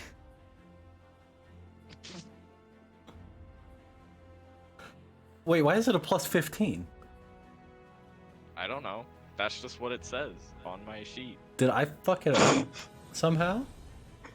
You haven't noticed that this Look entire at this time, shit. so- What is this? Oh god, it is. It's called Time Weaver, so tick-tock, motherfucker! Oh, it's because of your belt. Yeah. It's a strength-based weapon. Yeah. It's because of your belt. Yeah, all my weapons are strength-based weapons. I'm guessing that's why all the numbers are higher. So, haha. Inside of Mike's head, I fucked up. How did you? Ooh, I fucked up. Why it's always like that? I forgot his weapons were strength-based. I should not have let him pick that. No. There's like images from a war in 1980. Yeah, the flashbacks on Vietnam. Mike, I'm also gonna take my bonus action to rage. On top of that, Oh my god. Okay, I need you to roll your damage. That plus that. Okay, 14 points of slashing damage. That's not bad. Okay, I only have to worry about ACs with you. I don't have to worry about HP. Fuck. Oh. And, still have one more attack. God Wait, fucking damn it. did you forget about your Fucking damn restraints? it. What restraints? No. I fucked up. I fucked up. everybody has limits, right? Right, Dredge? Right? Limits? What are those? Yeah, who gives a fuck what they are? Yeah, that You roll for damage. basically Saitama your way out of this. How do you want to do this? Oh my god! Holy shit. Just wait until we start giving him, guidance and bardic inspiration on top of that. Help from anybody. He rolled a 30 All I fucking need is one. this- off of my own strength. I really don't think he needs your guys' help. Mike, Absolute I'm win. sorry. But This the is an goat absolute was fucking born. win. And this was all handed to me.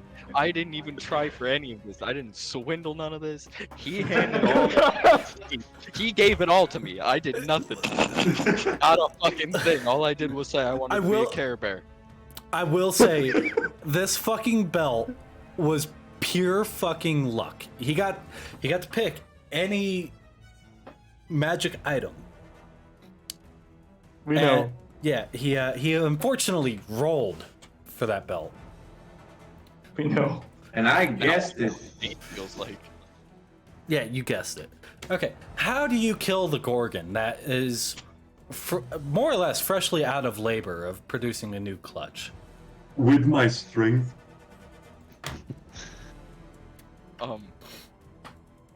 Percy Jackson, that hoe. Give me your head. Swing. Okay, as you deftly, with a power like I would say freight train. A power that could shatter mountains. With a power that can rival a freight train, you deftly sweep her head from her shoulders. As you watch it spin in the air, reaching out and grabbing it, you watch the body fall limplessly and lifelessly, falling to the nest, covering the clutch still. Almost in a maternal instinct, even without a head, the body desperately tries to cover the clutch. As you stand there triumphantly holding the trophy of your victory. Put that thing in a bag. And with that, I'm gonna drop that into my pouch of holding. My satchel. You put the head of a Gorgon into your satchel of holding. That motherfucker can't bother me if I got that in there. I'll freeze his ass. With that, we are now out of combat. So let me change up the music from battle to the usual creepy shit. Me slipping my way to the group. Your savior is here! And you watch off in the distance as the head of the Medusa is cleaved clean from its shoulders in one fell swoop. There does not appear to be any enemies within the area. And we are going to go to break. We'll be back here in about 10-15 minutes, guys. Make sure you grab your drinks, your snacks, use the restroom, do whatever you need to do. But we can't wait to get back into it, and we will see you guys here within a couple of minutes.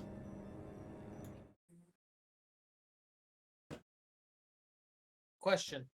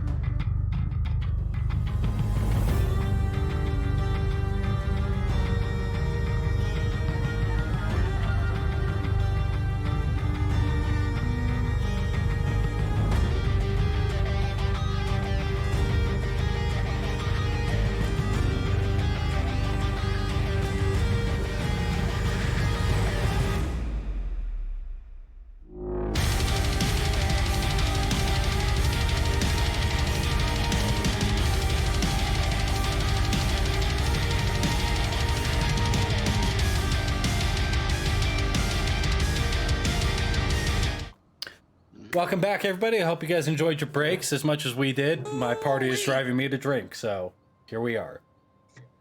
That's my job, you motherfucker. Happily so. Well, we're demonetized now. Great. Thanks, Jake. God. Have we ever not been demonetized? Dude, I don't even know if we've ever been Let monetized. me just say, thanks to Jake. no person of opposite sex was harmed doing this stream. Yeah, I believe you now. Oh, gods. Okay. Jumping back in to where we left off from the break. As you all stand around, to answer your question there, Drax, it is a possibility for you to take one of these eggs, hatch it, and raise it, potentially friendly. However, it's going to take a good chunk of rolls in order to do that.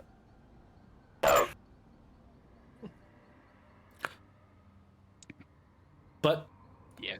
as you guys are standing around, some of you covered in viscous gore, not glore. I like those odds. Some of you stuck on a slip and slide at the moment, and others kind of just looking at the carnage about you. What would you guys like to do?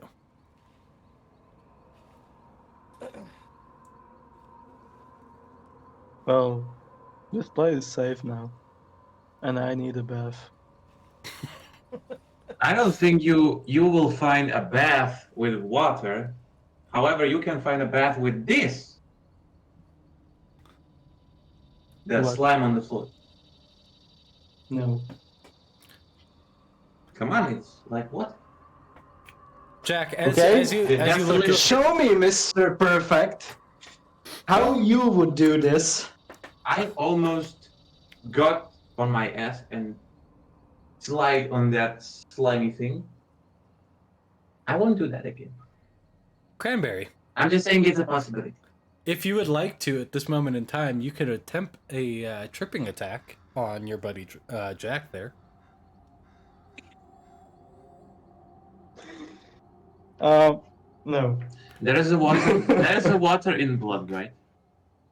Not this blood, no. Not this. You'll be surprised to see my blood. Not even a little bit. There might be like very, very minute traces of water throughout the blood. I mean, if we're talking about the 6 gallons of blood that is spilled across the 30-foot radius, there's maybe a quarter of a gallon worth of water in it. Maybe. That's still a quarter gallon. And that's the point. But I guess not enough to use a shea water on the blood. No. Damn, bro's not a bloodbender. I'm sorry, alright? They never taught me that in Warlocks. I'm kidding, I never went there. It's all me. What's a warlock? I'm kidding. You sell your soul for pounds. You don't go to school. You don't go to school. You don't know. You don't know. With that being said, Not you don't know. everybody except for one person, I am going to deafen you. I can't.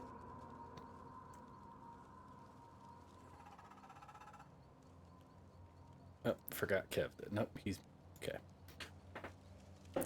Irvine. Oh, nice, nice, yay, deafness. As you fully Why do come you look to like you smell like pennies. this fucking asshole. I'm gonna server mute his ass too, I swear to God. I'm gonna do it right now. Fuck him. Bow. Okay.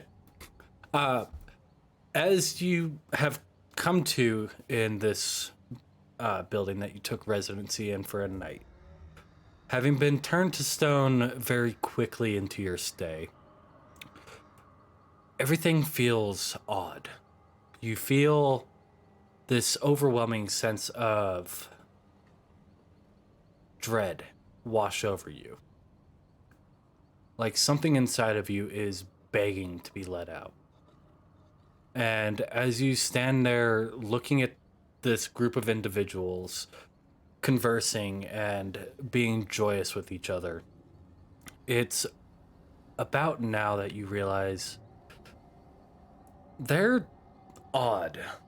Their speech patterns and colloquialisms are very new to you. And you being a well-traveled individual, at least through the northern half of the continent, this is odd. And it starts to make you question, just how long were you a statue for? Especially since the last time you encountered any sort of mechanical creatures, they were very plainly rudimentary. Like, they were giant creatures that barely had the ability to walk. And now you're dealing with not one, but two that not only can walk, can talk and move fluidly like a person. Even being the same size as a person, the ones that you are accustomed to were huge creatures, reaching towards 20, 30 feet in height. And that was the lower limit to their size to be able to walk. But these ones are casually bantering and joking around with their companions and wielding weapons just like a normal person would. It's taking you a minute to adjust to it. And you get this tickle in the back of your head. I need you to make me a wisdom saving throw. This is not your personality change. This is a sanity check. Can I make one that's just to you, or how do I? Yes, so when you go to click on it, it'll say public. If you click on that, you can change it to whisper.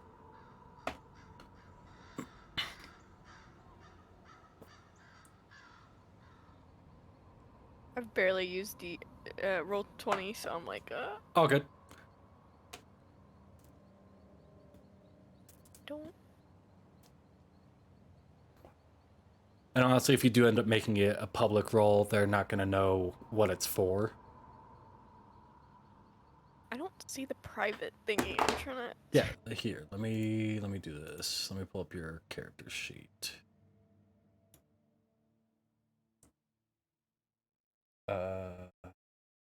You might not be able to make these. Yeah, you're not gonna be able to make them Basil. private. I thought you were gonna be able to make it private. You're not. So go ahead and make me that wisdom save.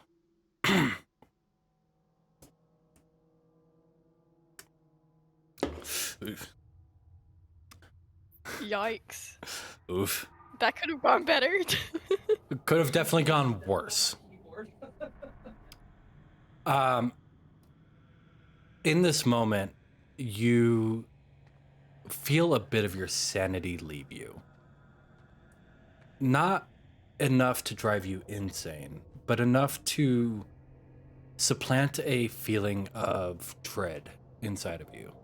A minor fear, if you will. Ultimately speaking, there are no consequences to this. It is just the start of insanity setting in.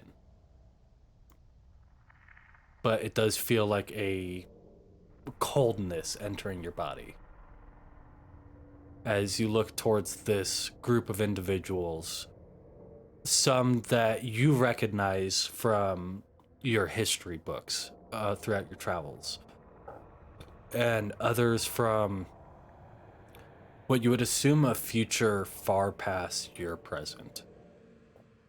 you're unsure as to how long you've been asleep in that state. But it had to have been... From a history book? Yes, there a couple of the members of some of the people standing around are people that you knew from history books. Great warriors who just magically disappeared. No one able to find them at all for decades. Presumed dead, you are now standing amongst about 6 individuals that have been missing for the better part of about 1,000 years. Or, well, I mean, just out of all of the people there, there's... Okay. Yeah, There's about 6 that have been missing for about 1,000 years. But there's about, give or take, about a dozen people in this room. And you get this feeling that maybe, just maybe, you shouldn't trust the historical figures. That maybe you should trust in the future men, if you will. And with that, I'm going to bring everybody else back.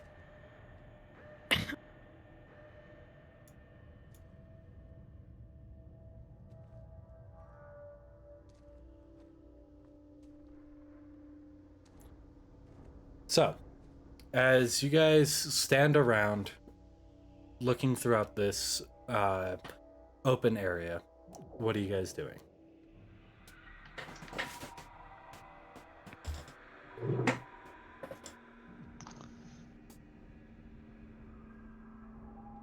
I guess perception. Okay. Yeah. What all are you trying to look for? Something valuable. Okay, go ahead and give me a perception check. Things, bro. Stuff and things. Your, Could be collected. your life is valuable, man. Cranberry, your vision, the moment you start to take a look around, your vision becomes obscured. At first, you think you're going blind because it goes black. But it's in that moment that you realize that you just got some of the ichor in your eye. I really need that, Beth. Am I still allowed to make a perception Yes. check? Okay, cool. Where am I blind? There. Natural 20 for a 22. Okay. Looking around, I mean, there are plenty of things that could be considered valuable to a number of different people. I mean, if the individuals even in this room are anything to go off of, some of these paintings hanging on the wall have to be 1,000 years or more older. So these are relics of a time far gone. And I mean, even the individuals themselves could be considered relics of a time far gone. Their weapons, their armor, in the condition it's in. I mean, you've seen swords that are 100 years old sell for 2,000 or 3,000 gold pieces on the right market. Who's to say that a 1,000-year-old sword wouldn't sell for tens of thousands of gold pieces? Okay, so how many swords are just lying around? The swords that are in good enough condition to be worth selling are currently attached to the individuals that were not present when you came in. As you see new members kind of accompanying your party on the far end of this room. Mm-hmm. Well, that's interesting. Okay. Cool, the more the merrier, I guess. They haven't killed us yet, so that's a good thing. I don't fucking know. I just kind of wanted to look around, get my bearings, see what was around. Yeah, I mean, there's a decent bit around.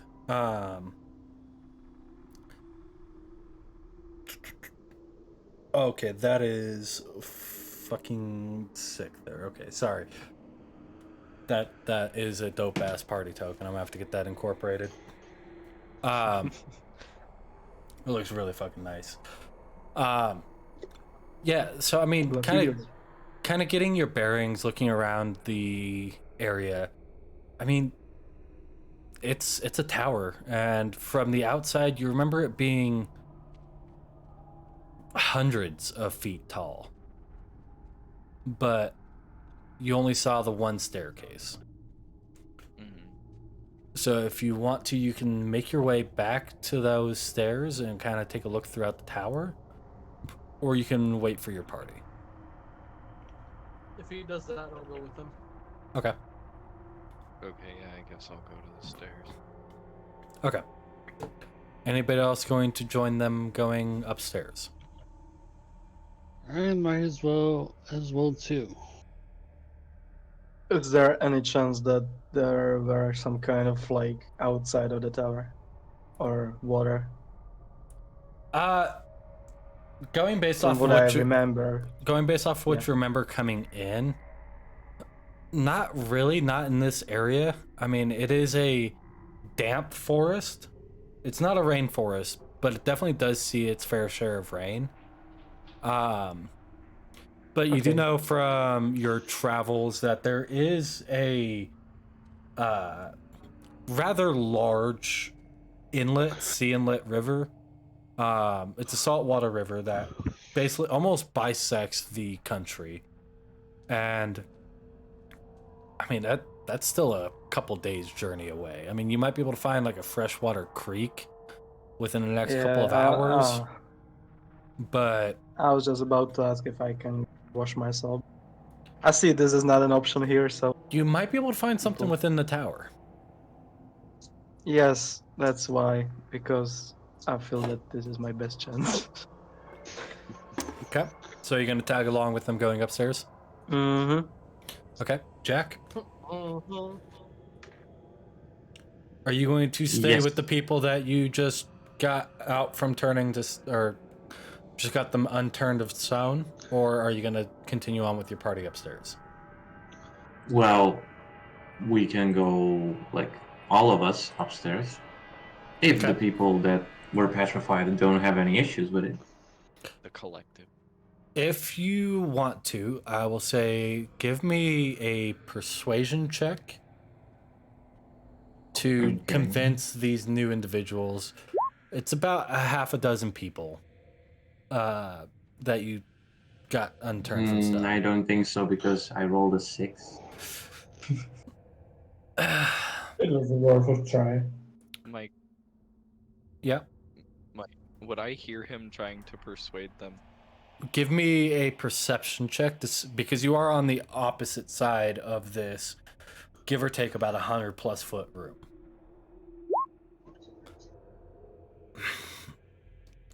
Yeah, I mean, barely, but yeah, you more or less just hear, you should come. Okay. And I'm too far away to. Yeah, I'm not yelling. Okay, never mind. You can approach and definitely assist if that's something that you choose to do. I mean, just we're all going upstairs anyway. It would just be safer for them to kind of stick with the group. Yeah, I'll say, Irvine, if you want, you can make a decision for yourself, or you can roll. If you want to join them of your own free will, you're absolutely able to. If you want to roll and leave it up to fate, you can. That's up to you. She's going to stay with the guy who was there whenever she like woke up. Okay. Yeah. Wooden guy. That's just gonna be his name for right now. That's me. Okay. So, Jack, as you look to these individuals that you helped rescue, yes. Only about one of them, the blue-skinned bardic woman, tiefling woman, agrees to go with you. The others kind of just look at you and say, I am not going up those fucking stairs. Why? Don't know what's up there, and I really don't want to go back to being stone. Well, we killed all the snakes. How do you know? because I don't see any more snakes moving. Do you know how tall this tower is? What? Do you know how tall this tower is?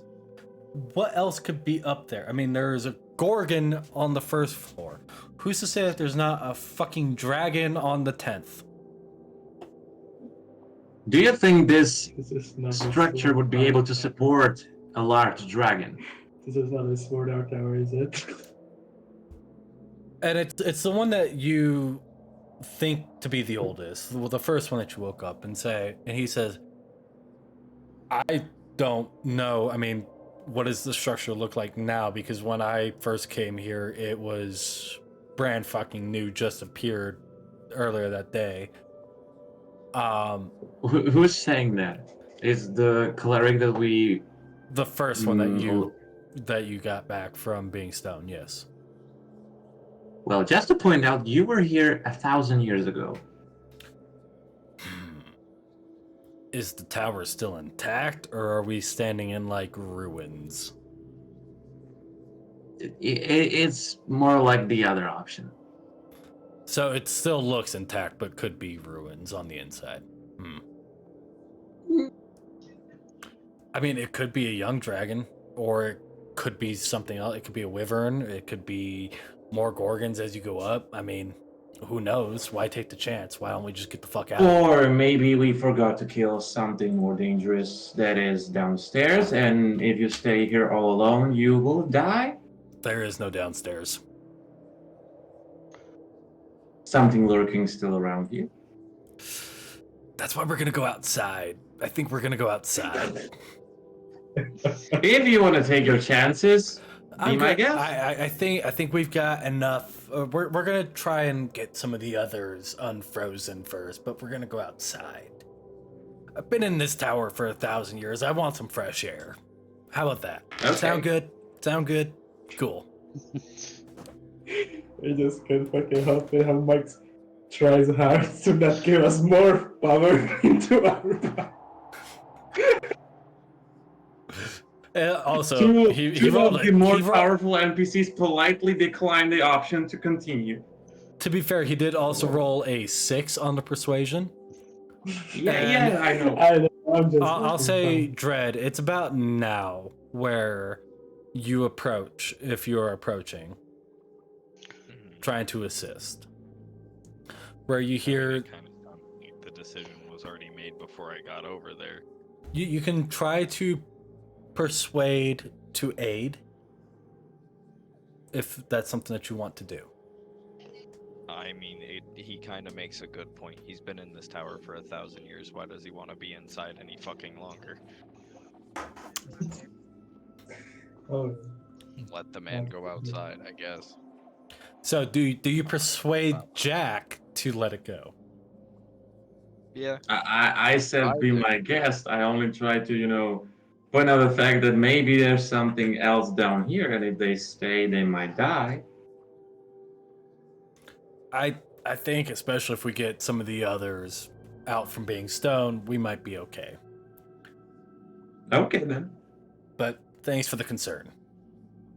All right. And you watch all except the tiefling woman leave out the door. Just wait for me to revive you after you turn back to the statue. Who said that? You.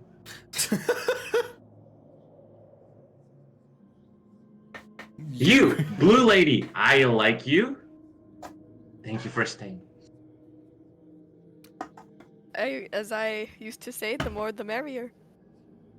Yes. So, shall we go upstairs? We shall. Good. To see what the fuck is up these stairs. Let's hope I don't break them. Heavy fucking robot. I mean, I can just stay downstairs. That's not an issue for me. Y'all can go kill things for once. Look, are you staying downstairs? None of the other members of party has the belt of the storm giant. Yeah. 31 to hit, motherfucker. Your fault, dumbass. That was Dice Roll's fault, okay? Not my fault. Sorry, the gods wanted to give me some goated shit. Fuck the gods. Death. Mike, that includes you too. Yeah, fuck me. I'm lonely. No. Hey! So, do you guys head upstairs? Yes. Yes. Okay, party's in accordance. Dread, out of fear for the structural integrity, do you stay downstairs or do you go upstairs? I'll test out 3 stairs, and if I hear any cracking, I'm not going up. You don't hear cracking so much as clanking, because these are stone stairs. You hear the sound of metal against stone. Okay. I guess I'll keep going. Testing your weight on each step before fully placing it in, they feel sturdy going up. And here's the thing for the entire party, as you all realize very quickly. Mage towers. Not always what they seem on the outside as they are on the in. As you continue to walk up the stairs for about a minute or two, it's a long spiraling staircase. There's only 2 floors. As opposed to... We're not stuck in a loop, are we? No, as you reach the top of the stairs, you are at the top of the tower. Okay. What on the outside looked to be hundreds of feet in the air, on the inside feels like a typical 2-story building. This is one of those rare cases where it is smaller on the inside than it is on the outside. Okay, but actually, what's the view? Is it like from the outside or from the... Is that... We got the reverse TARDIS? The view as you come up to the 2nd floor is from the top of the tower, several hundred feet up. However, you So it's only actually walk, like we skipped. we skipped all those. Mhm. Oh my god, that's good. We got a small disc, Tyler. We used the non-elevator. And as Not you a guys, TARDIS, but a small disc. yes, a small disc. And Jesus. as you guys look around in this ancient wizard's tower, you see plethora of books and scrolls covered in a thick layer of dust. They're safe. And you'd see one shining butt plug off in the corner. No. Sorry. The continuity is real. No, this is not Grixis's tower. There is not a plethora of butt plugs and dildos just strewn about the top floor. It's yet to be found. Are you sure? I hope not. It's a one piece. You do, however, see a painting of a regal amethyst dragon. No. Jesus Christ. You're only digging your own grave. No, it's my canon fault. now. I mentioned that. It's my fault. No, but you do see a painting of a elven male individual with very pale, almost white skin and very short cropped but long, like medium length hair. Like Kev's length of hair, but like my style, like thick and fluffy hair, kind of slicked back. But black. And these very vibrant, almost silver eyes on this painting. Just very regal pose behind this desk. And as you make your way into the room, all these sconces on the walls flick on and come to life.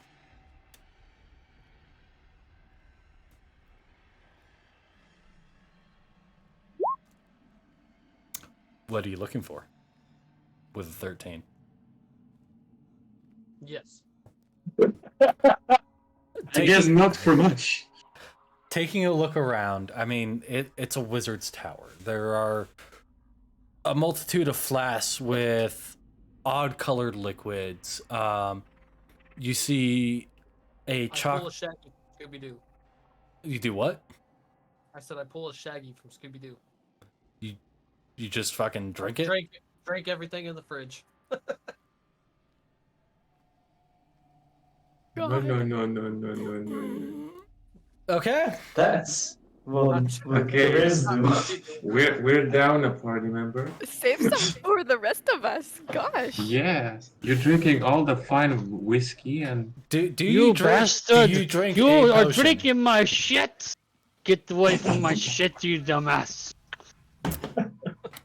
Drax. You do not ask me Are- if you can partake my booze. Are you going to drink? Yeah, like, in how you the dare to do this potions? to our party drinker? Like, say something for All yourself. of the potions? No. Do you sample a couple of the potions? I'll sample one of them. Okay. And it's gonna be the one that looks like, I don't know, whatever fucking like deep purple one. That's the one I want to go with. And now I was rolling for what the fuck fucks me up here. No, I you was. drank a dragon's nut. No. Just saying something. As you take a healthy swig out of this, No. It was just like a sip. I'm not gonna fucking like gulp it down. I don't know what the fuck it is. even still, it is a magic potion. It does not take much for the effects to set in. You do, however, feel a surge of electricity start flowing through your body. As the rest of you watch Drax, your usually voice of the party, voice of reason person, take a swig out of this unknown potion. You watch his eyes as they glow a vibrant white with sparks of lightning shooting off of them. And you see his veins glow a vibrant blue. Damn, bro entered the avatar state. Drax, as of this moment, nothing happens. We'll find out what happens here in a couple of rounds. It's like fun. I want to try. Okay, Irvine, do you drink of potions? I want one. Yeah, a different one though. Is this like beer pong? Merlin, do you partake in the potions? Yes. Okay, I do. y'all tell me what colors you drink. What colors are there? Pretty much every color you can think of. I will drink the orange. Orange. Is there a pink one? There absolutely is a pink one. I'm gonna do a pink one. Okay. Is anybody else going to join in on this? Of course, Dread. You know what? I will too. Okay. What color? Is this just a party-wide thing? And just fuck it, everybody drink. Indeed. Everybody just takes a lot of shots, okay? It doesn't matter. You were gonna... Yes, Jack. I would like to participate, but only I will take my head and start yoinking the bottles and shoving it inside my head. You asshole. You asshole. We'll get to you in a moment. Let's see if you can drink faster than I can steal. It's thinking for the future. We will be able to do that. Yes. True. Cranberry and Dread, pick a color, any color. Cran, you go first. I don't know. Alright. Cranberry, do you Of find course one I that's won't- cranberry colored? Actually, no. I wanted to pick a pink as well, but since it was already picked, I'll be picking a salmon. Give him a blackberry color. Really, motherfucker? No. That is still a pink. It's salmon, you know. I know Give it. me bluish. It's like, you know, there Bluish are green. more colors. Like a teal or aqua blue green. Are we going more green or are we going more blue? Aqua, the More blue? Yeah, you 'Kay. know, like the one part on the one thing that's blue. Yeah. For me. One part on the one thing, very Very, very descriptive. Okay. Very descriptive to him, not to anybody else. So, first and foremost, Cranberry, with your salmon, I need you to roll me a D100, please. Oh, god damn it. It's a wild chaos table. Oh no. Oh, I want to see this shit. Wild magic table. Let's Guys, aren't we supposed to, you know, do an important mission? That's not a bad number. Am I, No, that's not, no. am I a flower pot now? Cranberry. You're For not the a next cranberry. 8 hours, or until dispelled, you, my friend, are a naked mole rat. Hey, no, it's that one guy from Kim Possible. Oh, wow. Okay. That potion has an ability to turn the drinker into any pink creature. I don't believe there is 100 pink creatures out there. Oh my god. Is this like from the Mission Impossible serial? That pet Impossible. Oh my god. Merlin, you said orange, That's correct? fucking cool. Yes. As you sip deeply of this potion, expecting alcohol, it does burn, but not because it's alcohol. It probably burns because it is liquid fire. You, my friend, Oopsie. you take 1, 6. 6 plus 9 is 15. 16. 18. I'm rolling shit on this. That's good for you. 19. Oh shit. 29 and shit. 35 points of fire damage on this turn. God damn it. 8d10 of fire damage. I rolled like shit. Probably would have killed me. It would have killed me. Wait, how much did he take? 35. So I'm down A little less to than half of the maximum damage that this potion could have dealt. Can he breathe fire though now? No. Out of his ass. This was essentially this essentially was a alchemist fire flask. So it was a Molotov Oh, Pretty You much. drank an ingredient, my friend. I'm saying it, mole rat.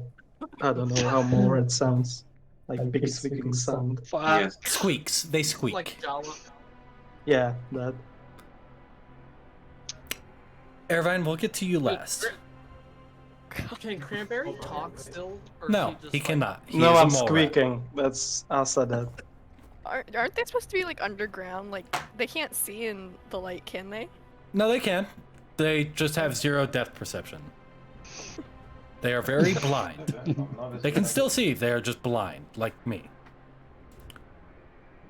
Tread, with your aqua-colored potion, as you drink deeply of this one,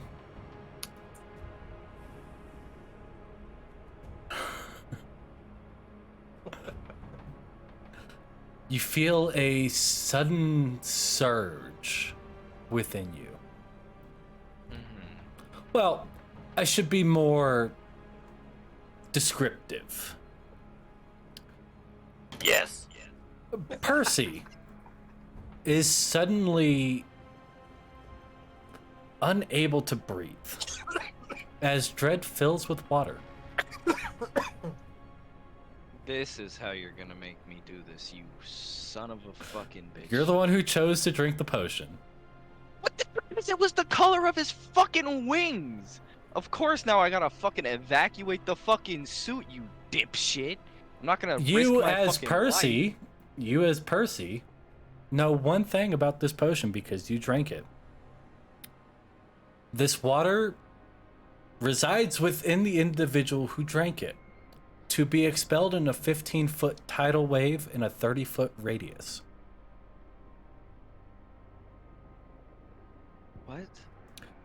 Essentially, this water sitting within inside of Dread is waiting to be pushed out. No. Man, you're quite literally a walking Pacific Rim. That's it.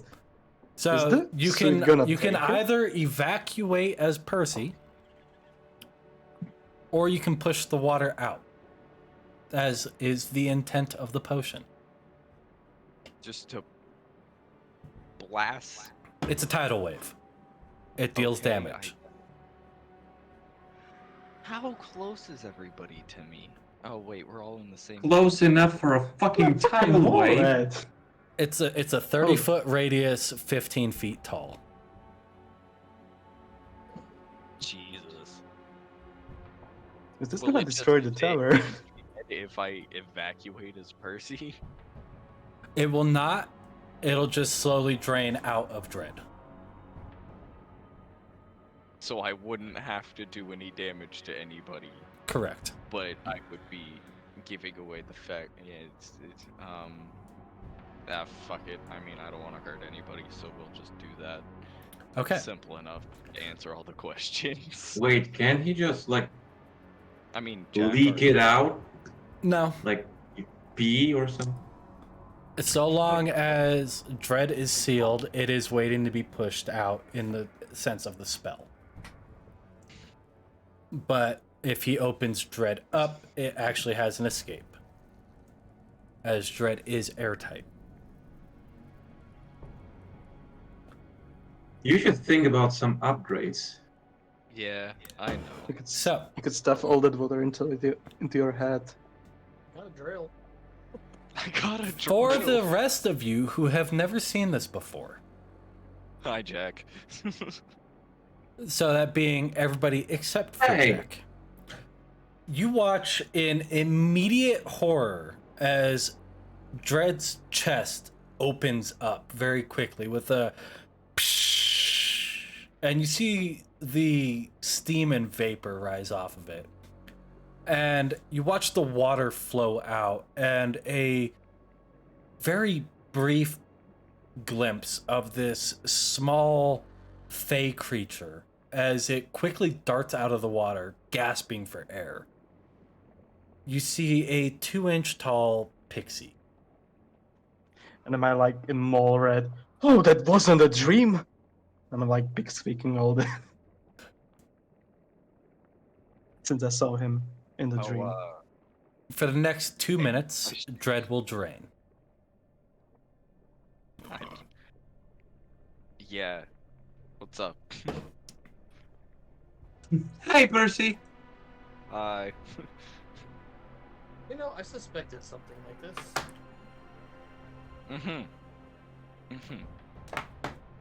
Okay. Understandable reaction, I guess. Seeing as how, so far, me and you were the two with the biggest secrets. Yeah. Irvine, this is definitely tripping you the fuck out. Just a pixie, just pop. Yes, out of a robot. You just watch a 2-inch tall pixie pop out of a 7'2" robot. Oh, Mike, can I just change my face shape to match the height of Dread real quick? Yes. And then very rapidly, you watch this 2-inch tall pixie grow and expand to be the same size as the robot. Not creepy at all. Alright, welcome to the Pepsi Factory. Yes. Irvine, It's in this moment that your potion kicks in. Lovely. Oh, Jesus. I need you to roll me a D100 as well, please. Oh, no. Wait a minute, all of us? Nope, just Irvine. Oh. You missed a good bit, Kev. You watched a pixie come out of the chest of Dread, and then grow to 7'2". Do that. So if you look at the left side of your screen on Roll20, you'll see a little symbol down at the bottom that says dice. If you click on that, it'll bring up all the different dice types, and you can just click on D100.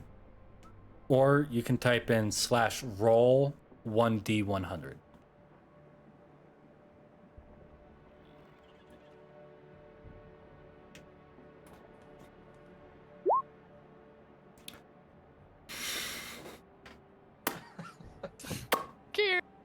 Why are you smirking? Ervan, you have been flesh for give or take about 5 minutes now. You were in a fairly neutral kind of weather zone. It wasn't hot, it wasn't cold. It was just right. Like usually right about a nice, cool, crisp 70. For the next 1 minute, as the rest of you watch her disappear. Where the fuck she go? What the hell is this shit? Irvine. This is not Harry Potter, bitch. What the fuck? Yep. Everything is on fire. Brimstone, sulfur. Everything is not right. And I'm going to hell. as you look around, you see off in the distance tornadoes of great fire, hotter than even the sun. The blue sun you are accustomed to, you see red, giant, and closing. Welcome to the plane of fire. Hey. As a tiefling, you are resistant to fire damage. Yay. 10 rounds.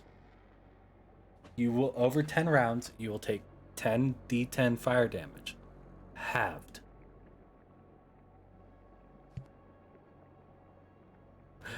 You're the one who chose this potion. So I'm going to roll that up for you. 2, 6, 8, plus 5 is, can't math, 13. 22, that's 4. 27 is 5. 27 plus 8 is 35, is 6. 7 is 37. 38. 42. That is 9. And 48 divided by 2 is 29? 24. 24 points of fire damage. As you come back, Not burned, dead. sinned, and charred. Still alive. What the How did you... Where did you... Drex! What the fuck happened? While she is gone. Oh shit. You fucked up. You fucked up. Have you touched any of your companions or anything metal? No. Okay. I am so sorry. Oh my. 9, Oh, 10, So anyway, I started blasting. 14, So if she 18, disappeared, right? My instinct would be just like to grab the sword. Oh, that's so much worse for you. That is so much worse for you. It's not going to help you at all. 14, 21, 28, 40, 41, 49 points of lightning damage as the lightning bolt charging inside of you discharges into you. Woohoo! Woohoo! I'm pip squeaking. What'd you Enough for say, that. 49? This was bad. 49 points of lightning damage. That's a lot of damage. I have to run to the restroom real quick. I'll be right back. Stop. He is recharging. He's Watch going to out. bust me. Hey, just be lucky I didn't touch any of you. I'm a mole rat. If that was my damage, I would have died. I only have 34 hit points. And you got 21 24 damage. 24 damage. I think I got the fucking less than anybody in this. Okay, so next time we need to get rid of somebody, you vote, you're taking every fucking elixir you found, and we'll just get them there to drink, and this will work for any occasion.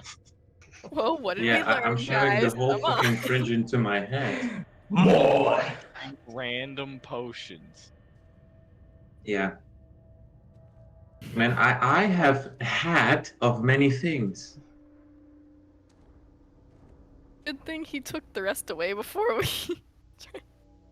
Yeah, I had an instinct. I knew.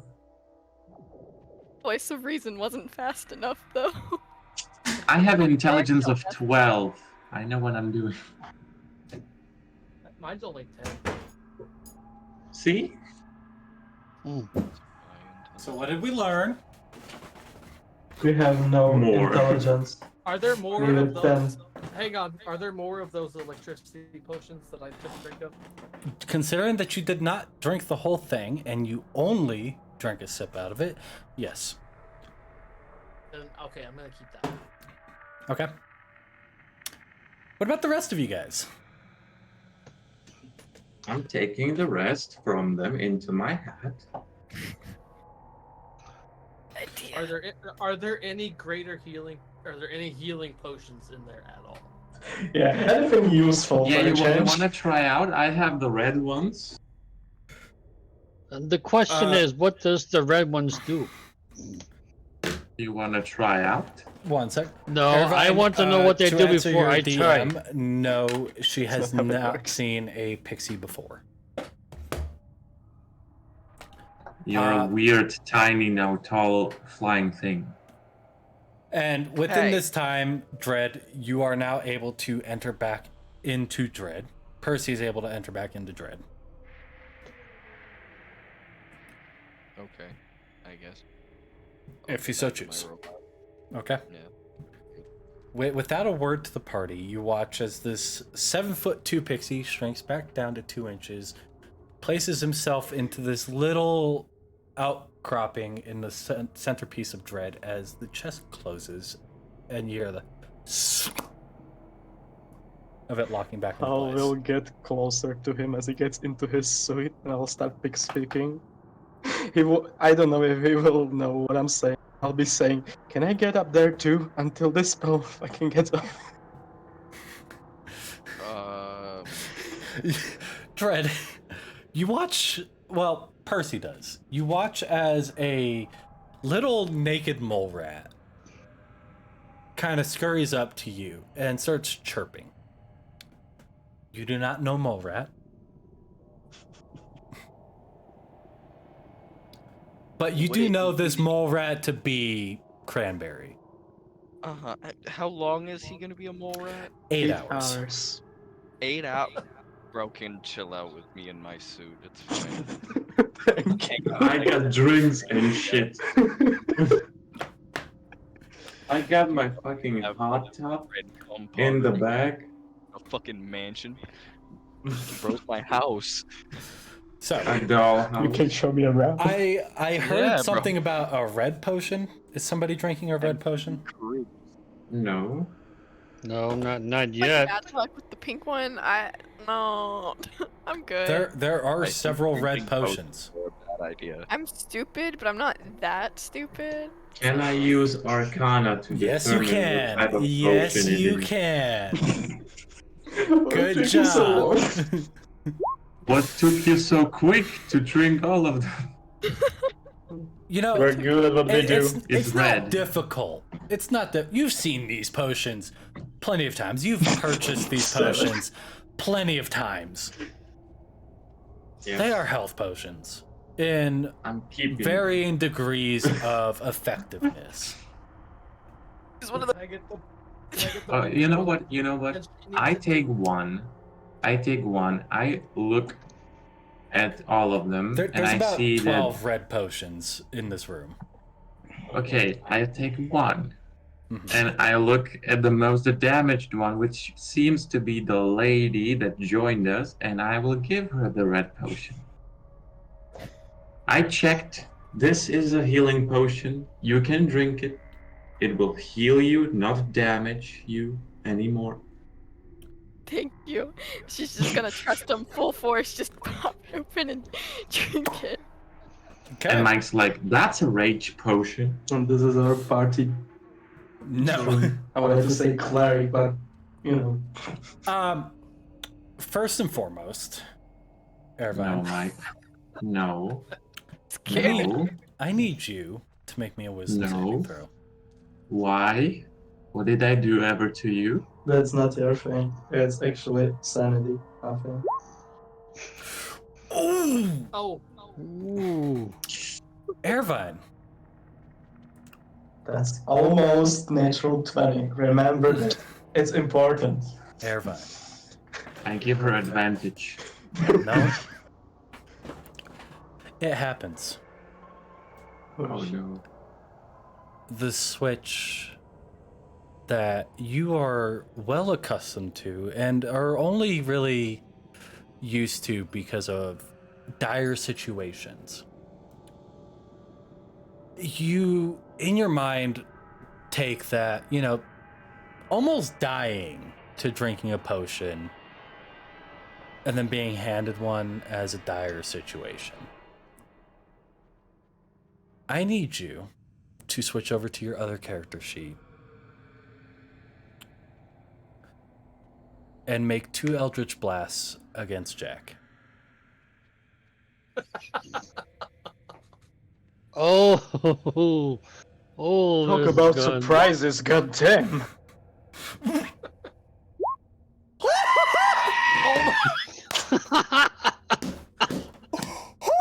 Yes, that.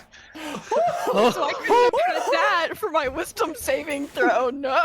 It's a natural. So, wait. Oh, So- I don't fucking.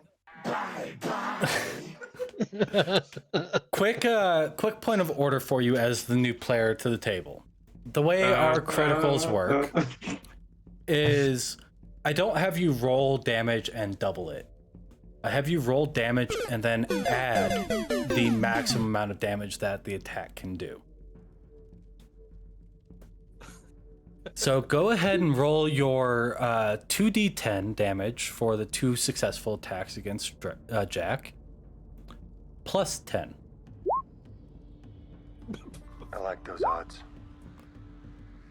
So 24 points of force damage as 2 Eldritch Blasts get detonated into your chest, point blank range, Jack. Am I still your favorite person out of the ones who were? What the hell is going on Okay, here? so 24 damage. Mm-hmm. Yeah. Irvine, Mm-hmm. you consider Jack to be your enemy. Oh. This is now a combat situation. I need both Jack and Irvine to roll me initiative order. It continues? Mm-hmm. Why? Where is a sleep spell when I need one? 12 initiative from Airvine. Okay, Jack, you get to go first. The rest of you can hop in after Airvine's next turn. Alright. What? What are you doing, Jack? I want you to know I'm okay with I whatever you know want what to to do. Okay, well, what is she now? She's still the same blue skinned tiefling woman with a flute that you saw last time. It's just now she has pulled out a long, seemingly out of nowhere, she pulls out this long, jagged, black obsidian sword. However, Airvine, from your point of view, you pull It's the out black saber. You pull out your most beloved silver rapier.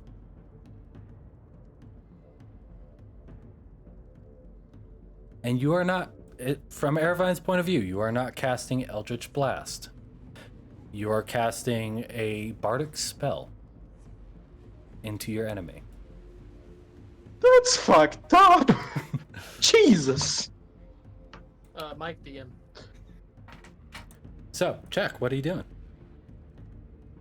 Whoa. That's a nice sword you have there. Let's put it down.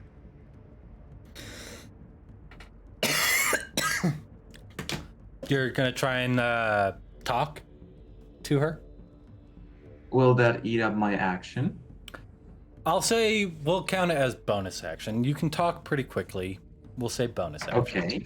Okay. So yeah, I'll use my bonus action to try to talk to her. Okay. Give me a persuasion check at disadvantage. Let's watch that natural one. Another DM, Mike. And Airvine, you can give me an insight check at advantage.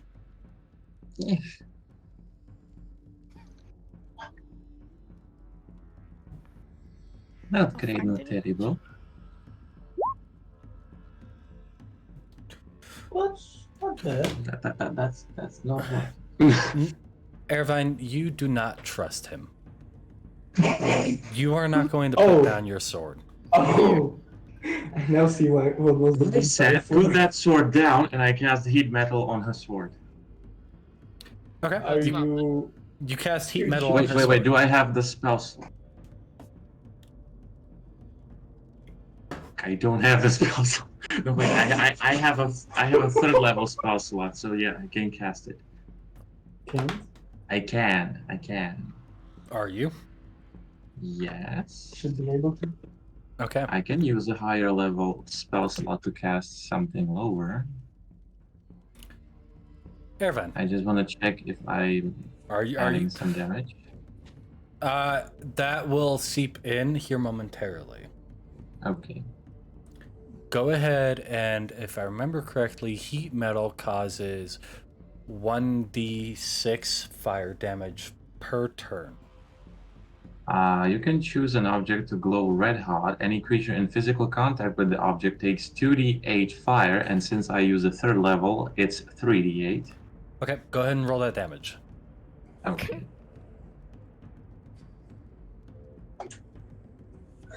That's always nice characters. It's always like that. Don't worry, I'm not killing her. Don't turn it out! Okay, so Airvine, you take 7 points of fire damage. And instinctually, you release your Hellish Rebuke.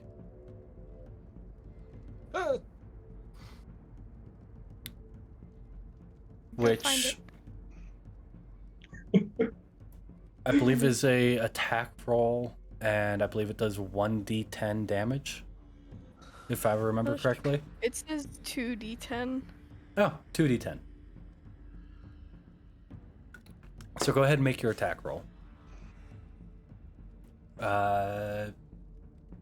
D20 plus... I have to look at it again.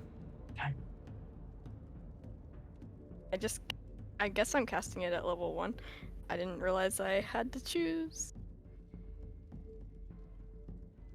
Where is it?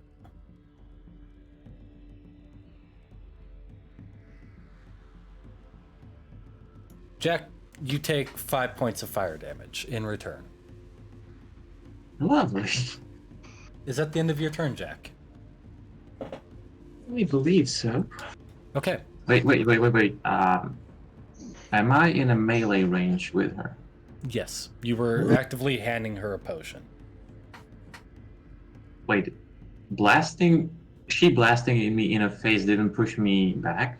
No. It doesn't have automatically that effect. You need to So have I'm an risking attention. an attack of opportunity if I want to back off. Okay, so no. I'm staying where I am. Okay. Irvine.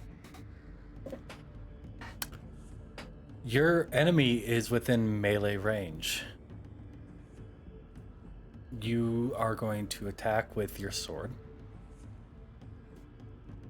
However, with it being your longsword and not your rapier, go ahead and in your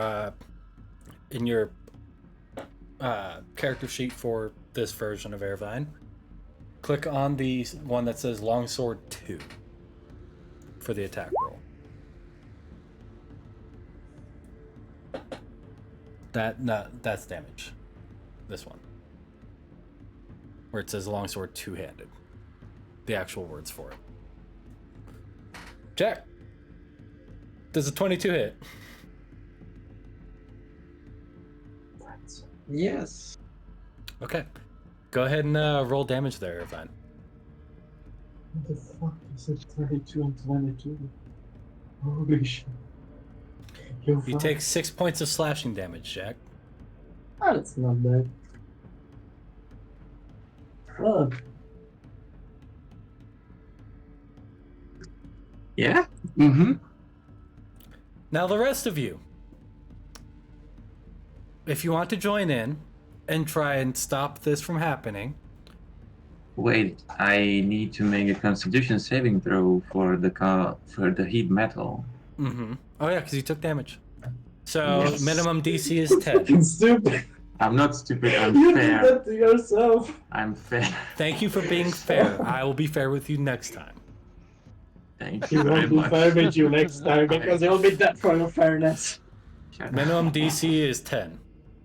10 plus Your the damage taken, or? No, if the damage is less than 10, the minimum DC is 10. Mm-hmm. So with a Oh, he 5, failed. He so failed. your heat metal is no longer in effect. Now, if the Yay. rest of you want to join in, I need initiative orders from you guys. Help! Drax with a 6.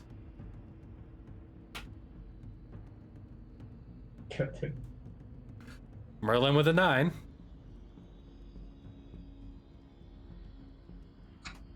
Thanks for a great initiative, guys. And a 9 from Dread. And Cranberry, are you joining? He's inside Dread. I can ask for you're a cranberry mole. popcorn You're a mole. and watch Never all mind. that. Never mind. You're a mole inside of Dread. That's what I am. Percy's like, let's Hanging watch on the these fools fight. So to pick up at the start of initiative is Jack. You have fun, guys. Mm-hmm. Okay, since I'm pretty fucked up, I would like to use a potion of greater healing, but I'm not sure how much does that Action heal. or bonus action? Action. Okay, so that will give you max. Okay, greater is 4d4 plus 4, so that is 4 times 4 20. is 12. 6, yeah. 44 plus 4, so 20, 20. total. 20 hit points Nice. back. Yes. You now have And bonus action and movement. Still alive? yes, as a bonus action, I would like to activate one of my starry forms. So, let's go with Archer. Okay. So my body starts glowing, and I get to Yes. Okay, so I'm rolling for attack, which is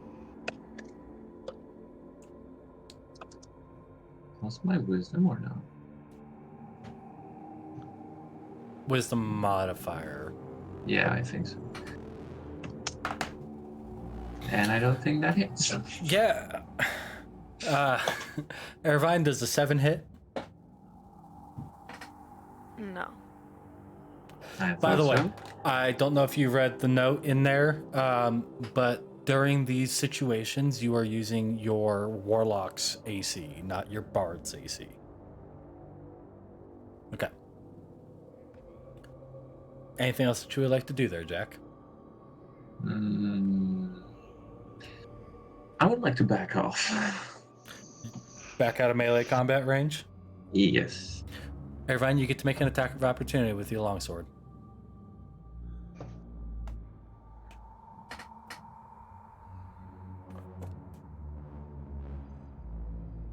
You know, I don't think an 8 hits, but Jack, does it hit? No. Okay. Does that end your turn, Jack?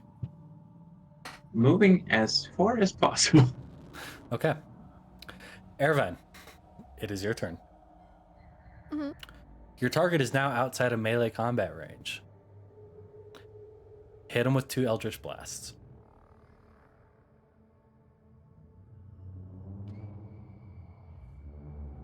(25 and 16? Do those hit, Jack? The 25 hits. The 16 doesn't. Okay, go ahead and roll damage for one of those attacks. You take 3 points of force damage. Okay. Irvine, you use your full movement to get back into melee combat with Jack. Nice. And then with that, Merlin has the higher initiative. So Merlin, you're up next. All right. And then Dread, you're on deck. Okay.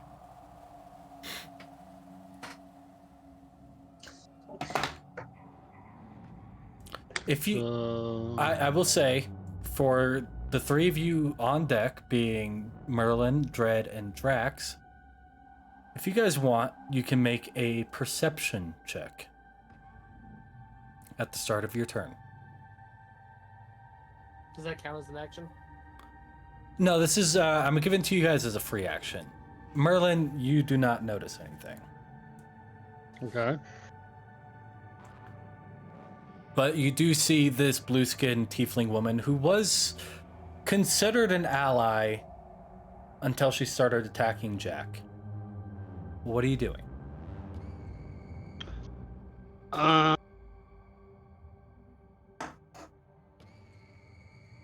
Honestly, I don't know. I don't know what I'm going to do. Do you attack her? Do you try to restrain her? What are you trying to do? I mean, how far am I from her? This is a, it's roughly about a 30-foot round room. So, I mean, your movement would allow you to get anywhere within the room. Could I use my longbow? Too short a distance to use it effectively, you can. It'll just be at disadvantage. Like So, a God damn, dagger motherfucker. be... I have questions.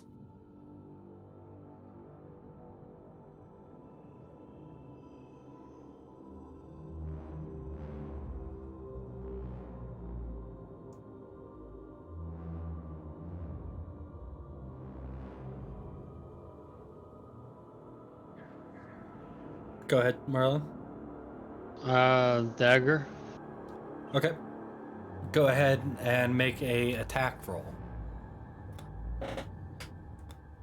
So a 17 to hit. That's gonna hit Irvine. I believe a 17 does hit, yes. If I remember. So go ahead and roll for damage there,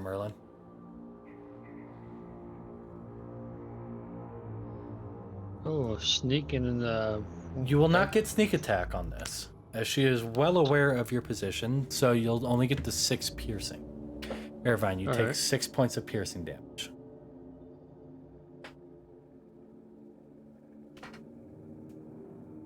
I'm down. Okay. Bad. As you go down, you're...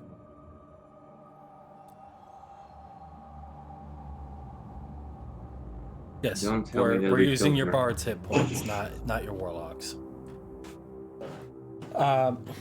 As you go down, your vision fades to black as you fade unconscious. I am going to have to mute everybody again. All right. Okay.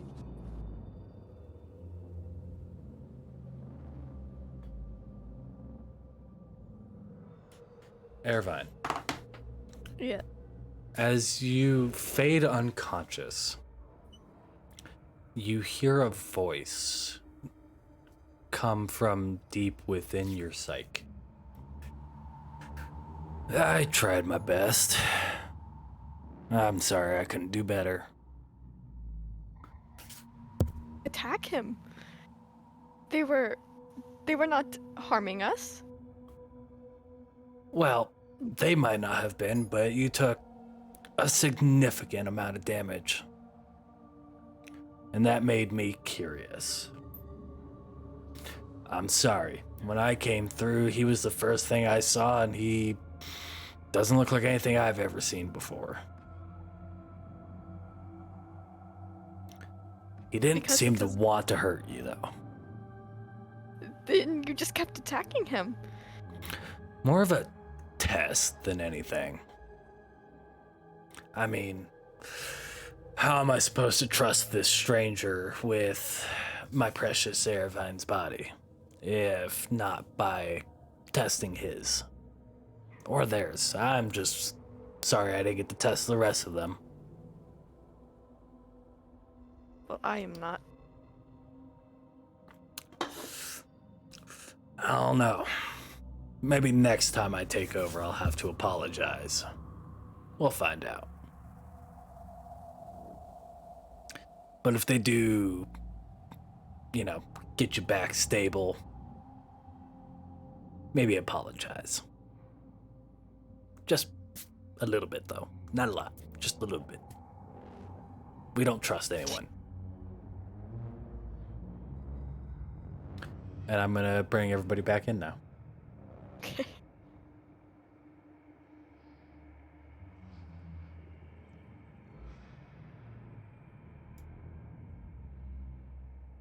As all of you watch the unconscious body of this new individual amongst your party hit the ground, she is unconscious. Breathing, but unconscious. Yes, Lay on Drax. hands. Okay. You stabilize her and bring her up to one hit point. But is that good idea? I mean, I'm not in position to say that because I'm a monk. What if she gonna turn again? Well, I mean, I'm pretty much gonna Drax, lay on hands, but also I'm go ahead and give. Go ahead and give me a perception check as you watch the unconscious body hit the ground.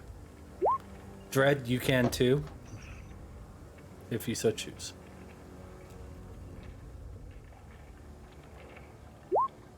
Okay. Both of you notice the same thing. What you initially noticed as the almost immediate switch in personality is that her vibrant eyes turned completely black. And the sword appearing out of nowhere, just out of thin air. Only to the moment she lost consciousness, you watch the black fade from the eyes and the sword disappear.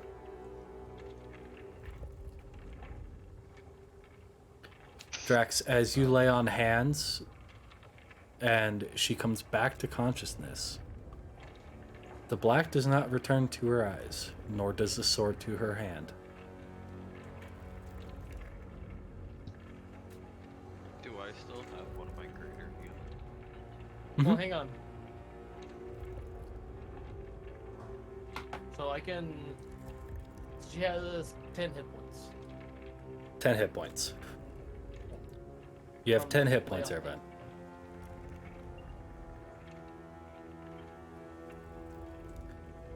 I will say, Hold on to her just to make sure nothing else happens for a minute. Irvine. Well, first, Merlin. Where did you stab Irvine? Left side, top shoulder. Left side shoulder. Yes. Irvine, as you come to consciousness and take in your surroundings, you look over to where the searing pain of a fresh wound happened in your left shoulder. And you notice a fresh new scar. As opposed to your typical flat scars, this is one of the ones that is raised. And it has a very jagged, gnarled edge. But it is healed. And you were going to ask a question, Dread? I don't even know. Okay, if you remember, let me know. But you are healed up to 10 hit points and in full control of yourself, Irvine. Oh, I remember my question. Can I technically cast Cure Wounds on the Yes. Okay. And Cure Wounds is how much healing? Outside of combat, healing wound or healing spells heal the maximum amount of health. So why doesn't lay on hands? Lay on hands is a hit point pool, so you can choose how much gets put in. You have a pool of hit points that you can use as lay on hands, whereas a healing spell has a, yeah. So pretty much until I take a long rest, like I can't use lay on hands again. Got it. Correct, if you give her the full amount of HP back. Yeah, I did. Okay. And Dread, how much? A 1d8 plus your spellcasting ability. Mm-hmm. Which is what? That's going to be on the last page of your character sheet. Should be up towards the top. Let me see if I can't find that for you. Over in spells. That's going to be in Percy, not Dread. I'm in Percy. Spells. Intelligence modifier. Where do you see that? So 3. So 11 points. You also heal 11 points, Erevan. 21 total. 21 points of health back. Alive and kicking. Not physically. As my hair's still standing on edge from the fucking lightning strike that came Yep. out. Yep. And Dread still dripping water.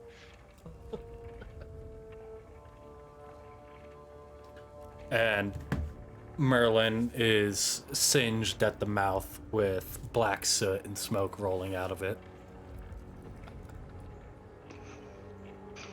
As well as Cranberry being a naked mole rat inside of Dread's chest at the moment. Yeah, and I'm enjoying it. I will do it again. This was a wild thing to watch. Believe that? And No? Jack, I'll say during all that prior to the combat, you managed to get a total of 15 potions into your hat. Just at random, so I'll let you randomly select a color for each potion when you pull it out. For those lonely nights. Okay.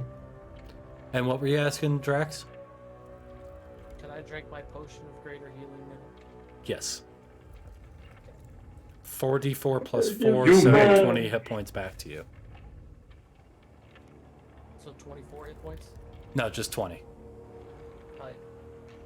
4d4 plus 4. Yeah. Okay. As all of you stand around now, looking at the freshly conscious body of Eravine. Eravine, that conversation that you had, you have no recollection of.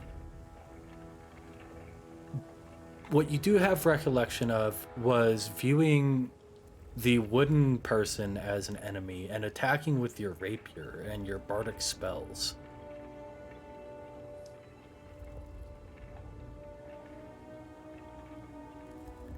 Your mic was muted.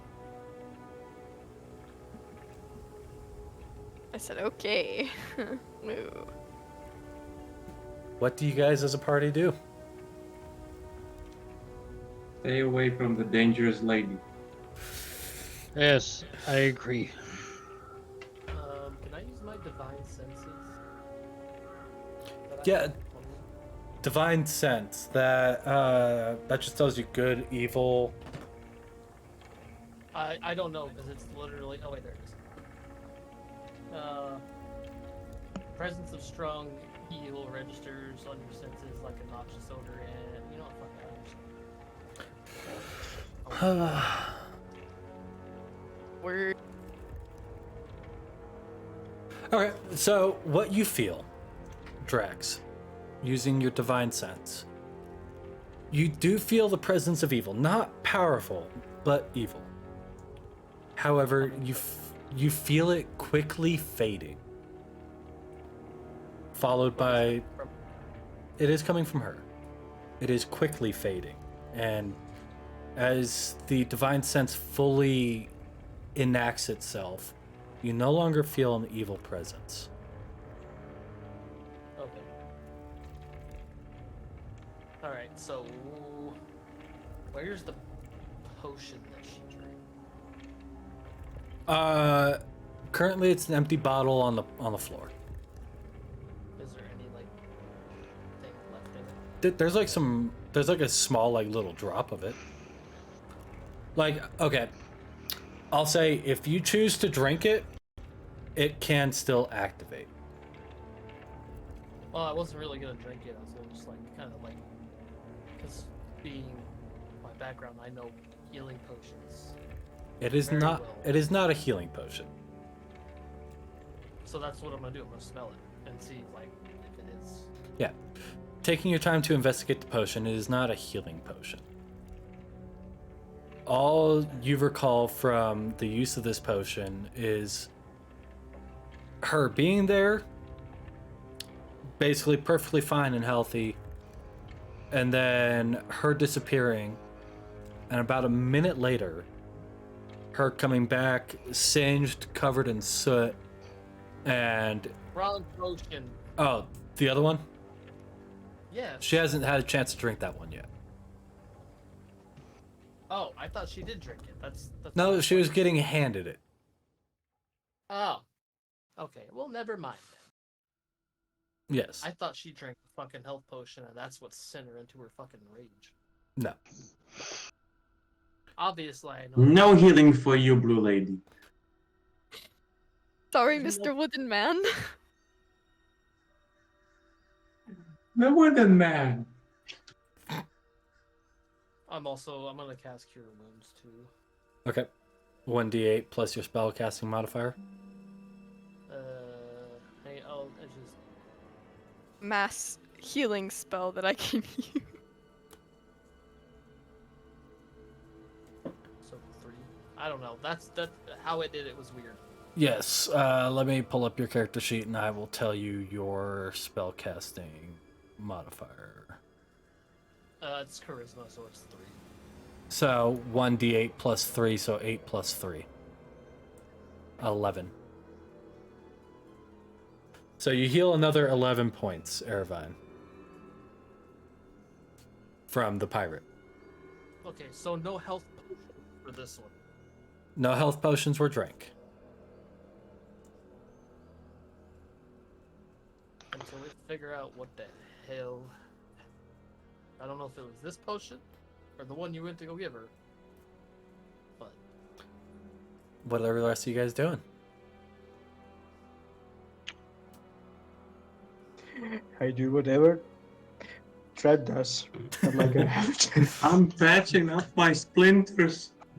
Oh, no. Oh, wait, hold on. I'm gonna cast mass healing word. Okay. Just... How much health does mass healing word give out?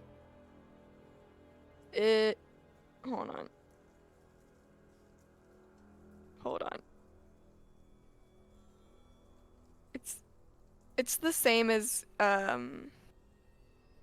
like it's 1d4 plus it would be 4 since it's charisma. So 8 points, and that is that like to everybody? Yeah, it's up to 6 people, so. So everybody in the party gets to heal 8 points of health back. Nice. Dread, you were saying something? Huh? Don't worry about it. You sure? Doesn't matter anymore. Yeah. Okay. Just ignore Tyler. As all of you are standing around, looking through this tower full of knickknacks and different arcane elements, are you guys doing anything? Nope. I guess I'll just make my way back. Is the squirrel still alive? The squirrel Can I is use alive. can I use that Arcana check that I did to like see if I recognize any other magic shit in the room? With an Arcana of 17, I mean, there are plenty of magical items within this room. There are grimoires, tomes of magic, spell scrolls. There's a couple magic items. There's even a staff. It's a wizard's tower. There are a lot of magic items in here. Okay, well, what? I'll grab the scrolls and hand them to Jack, so he can use them, and he can split them with Cranberry if need be. Okay. I'll give the staff to Jack too. I'm just going around like an ADHD fucking pirate, and being like, oh hey, here, this looks like something. Yeah. I pull down my head and you can put it here. Don't worry, it will fit. I'm not worried about that. As you guys go through looting the room, grabbing everything and anything deemed important enough to take, you loot the place dry and make your way back out of the tower. Is there anything that you want to do throughout the tower as you make your way back out? Perception Get check. rid of those fucking eggs. Grabbing a couple of those eggs or getting rid of them? Oh, getting rid of them. Okay. So as all of you guys make your way back down into the tower and into the area in which you initiated the fight, you watch as Drax goes to stomp on the clutch of eggs. Is anybody doing anything? No? No. Nope. Only hand grenade. I'm using one. Okay. Anybody doing Just anything? fuck it. You know you can just use your hands or stick. I ain't risking it with these motherfuckers. Okay. Okay. I need a quick answer as to how many of you are within a, let's say, 90 foot radius. I'm not just gonna fucking throw it and be like, run. I'll be like, everyone get I am not. Anybody within that 90-foot radius? Going to throw it. Okay. If nobody's within that Okay, 90-foot radius, nobody gets doused in egg yolk. But the clutch of eggs is no more. Is the tower still standing? The tower is still standing. Oh, that's right. It's fucking huge on the inside. Mm-hmm. 90 feet and shit. That was just the splash distance of the egg yolk. I just want to see if anybody got Gorgon egg yolk on them. But as all of you make your way back out of the tower and into the daylight, for one of you, for the first time in over a century, what are you guys doing? Because it's bright as hell. Shielding your eyes from the blue rays of the sun, because it is bright as hell. What are you doing, Irvine? I'm going to look at everybody and, well, first of all, I'm going to look at Wooden Man and just apologize again. Like, I'm sorry, Mr. Wooden Man. Let me properly introduce myself to all of you. My name is Aravine. Nice to meet you. I'm Dread. I'm Merlin. Dread, you do have another individual inside of you if you would like to introduce them. The rat is Cranberry. He's usually a satyr, but he's kind of stuck as a mole rat right now. Yes, I do remember seeing that. And my name is Jack. Jack the Wooden Man. Okay. I don't usually introduce myself as Wooden Man, but sure.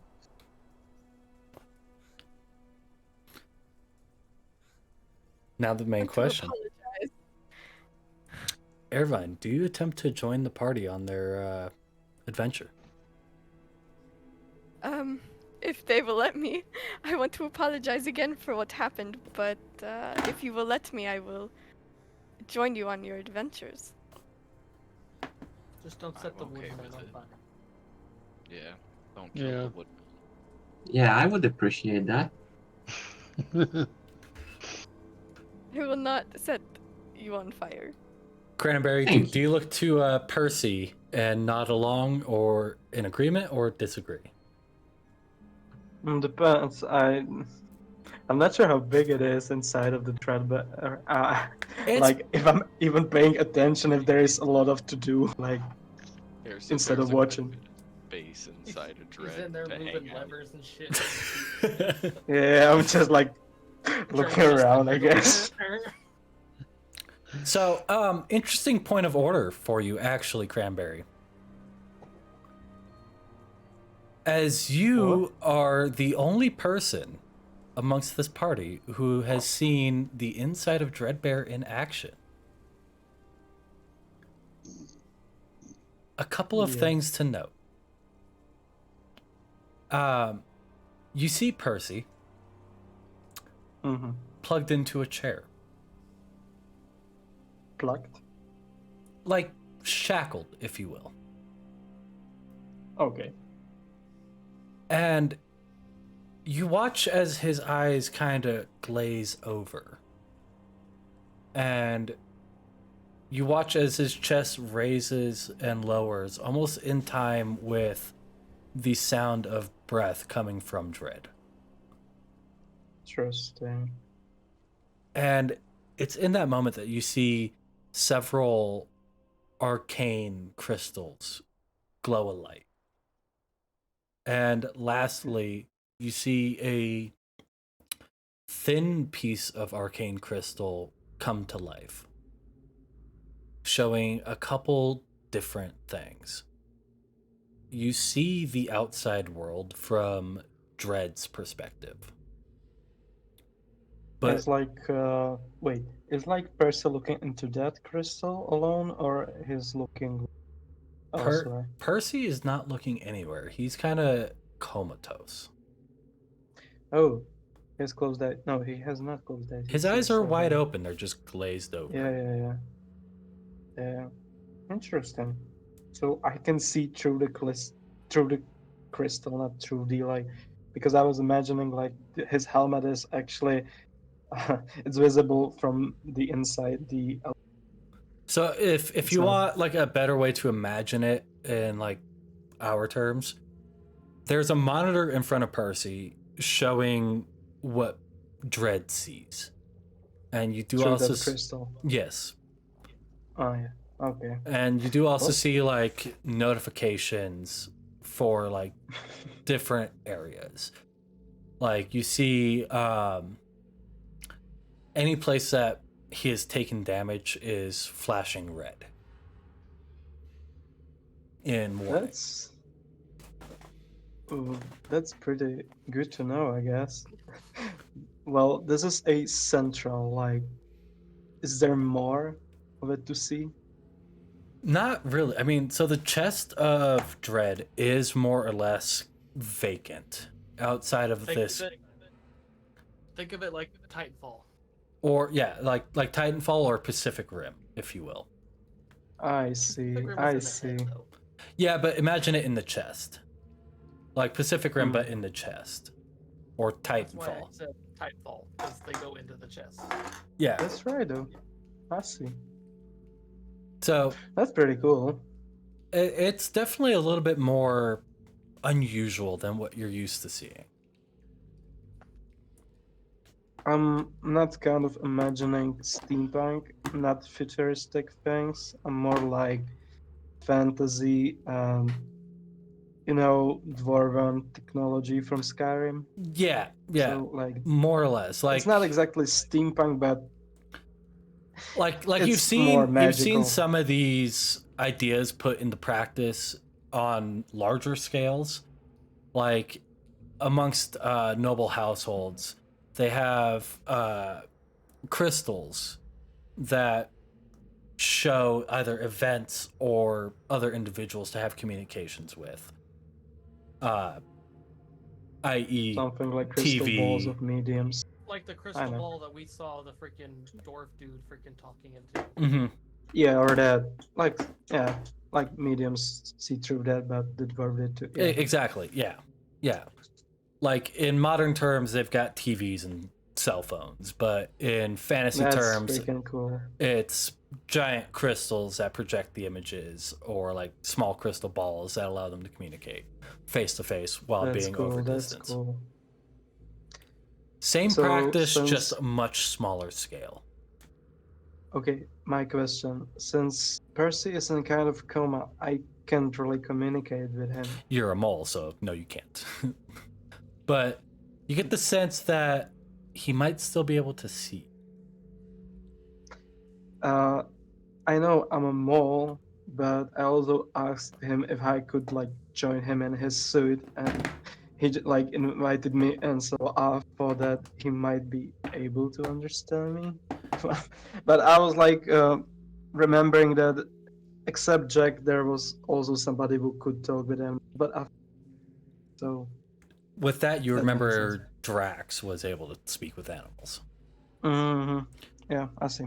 Well, Dread / Percy kind of more communicates with you through gestures rather than actual verbal communication. Yeah, I was thinking about it. Well, I can't gesture what I would like to ask, so I'll leave it for later, I guess. Okay. As you all... Just be sure to leave before those 8 hours. Hey, can I kind of like track time? Or is there any kind of like... You know what? Give me... Send clock or send hours. Give me a... Let's say a survival check. To see if you can keep track of the time. I'm a mole rat. Shouldn't I be using... That's why it's survival. Okay. No, you do. You keep your intelligence, wisdom, and charisma, I think. How do you know that? Because I'm a druid at wild shape. It's not wild shape. Was this wild shape? It's not wild shape. This is polymorph. But he still retains his personality and stuff. It's polymorph, so I'm using, I guess, the stats of the mole rat. Let me Google it. This is a potion of polymorph that turns you into any pink creature. That's freaking insane. All right. Salmon pink, I should say. What is... So hold on. He could have gotten a unicorn? Could have got a unicorn. Could have got a flamingo. Could have got an albino rhino. Could have got an albino dolphin. There's a number of creatures that are pink. Oh my god. I could have been albino. He just happened to get the mole rat. Oh. I just hope you have one more. The chance to be an albino dolphin. It's my choice what colors are in the bag. Alright, so what is survival and intelligence or wisdom? I think wisdom, but I'm not sure. Intelligence. Intelligence. I'm pretty sure it's Oh, intelligence. that's so fucking bad. Mole rats in. Okay, let's do that.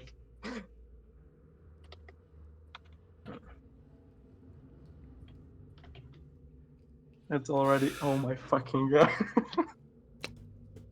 I mean, you have a This is feeling so like your bad. 8 hours is coming up pretty quickly. You should probably exit Dread. What's the DC like 1? Wait, I'll be like. I see what you did there. I'll be a mole for a longer time. Okay. Yeah, I'll be trying to shake the Percy of his chair that he's been shackled into. Like, You know those buddy, please videos release of me. The dogs time is waking up coming. their owners, like. Yeah, like a dog asking for his Oreos. What's up, Dread? Bro, standing on the back of the chair, fucking rabbit kicking me in the back of the head. Mole rat, not rabbit. Wake up! Wake up! Dread. Wake up! You see your companion Cranberry starting to freak out. Oh shit. Alright, I guess I'll open up the chest of dread because that's like the only logical reason that a mole rat would be freaking out. That's true. And without disconnecting, the chest opens up in the 4 sections, the top section, the bottom, and then 2 sides, allowing you to easily, without issue, leave the chest section of Dread Cranberry. Nice. I jump up as fast as I can. Okay. Hurriedly climbing down after the chest closes back up. You're still a mole rat. Do I have a strawberry around so I can ride on him? There is a strawberry around. He is quietly grazing on a bush. I'll jump on him.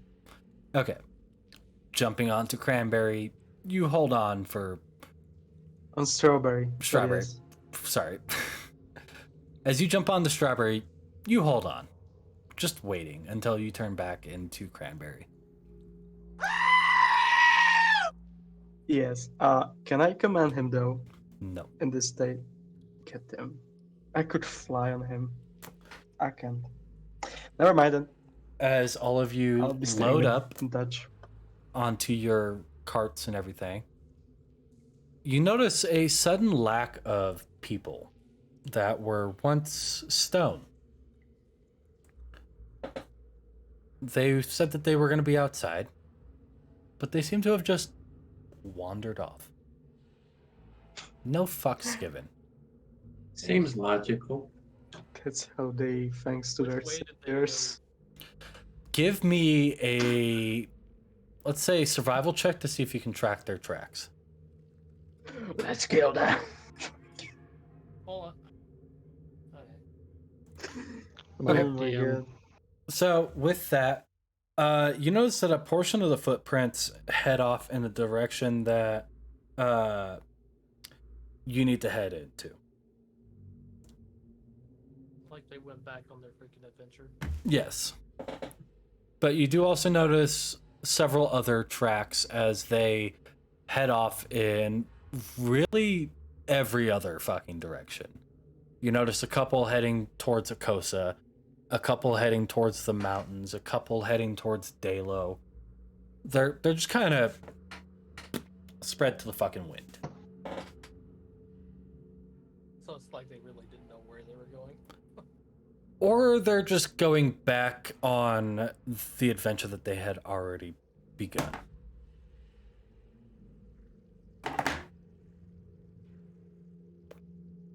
But as you guys load up into your carts to set out on the next week or so of journey to get to your destination, can I get somebody, anybody, to roll me just a straight D20 roll?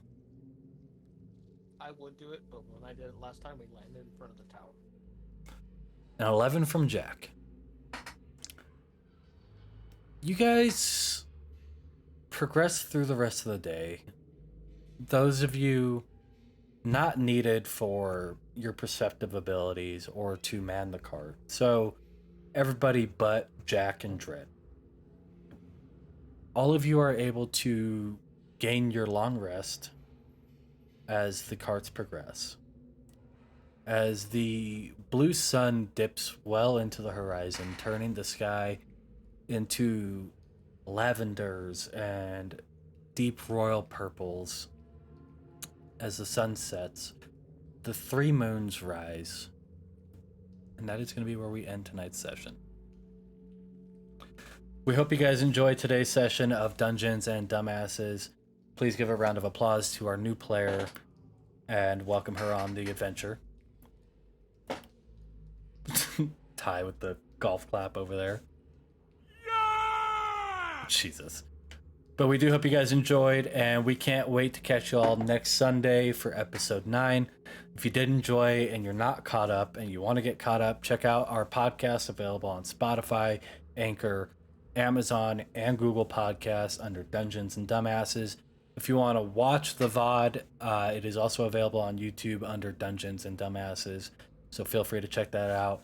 But as always, we hope you guys enjoyed, and we can't wait to see you all next week. Have a good week, everybody.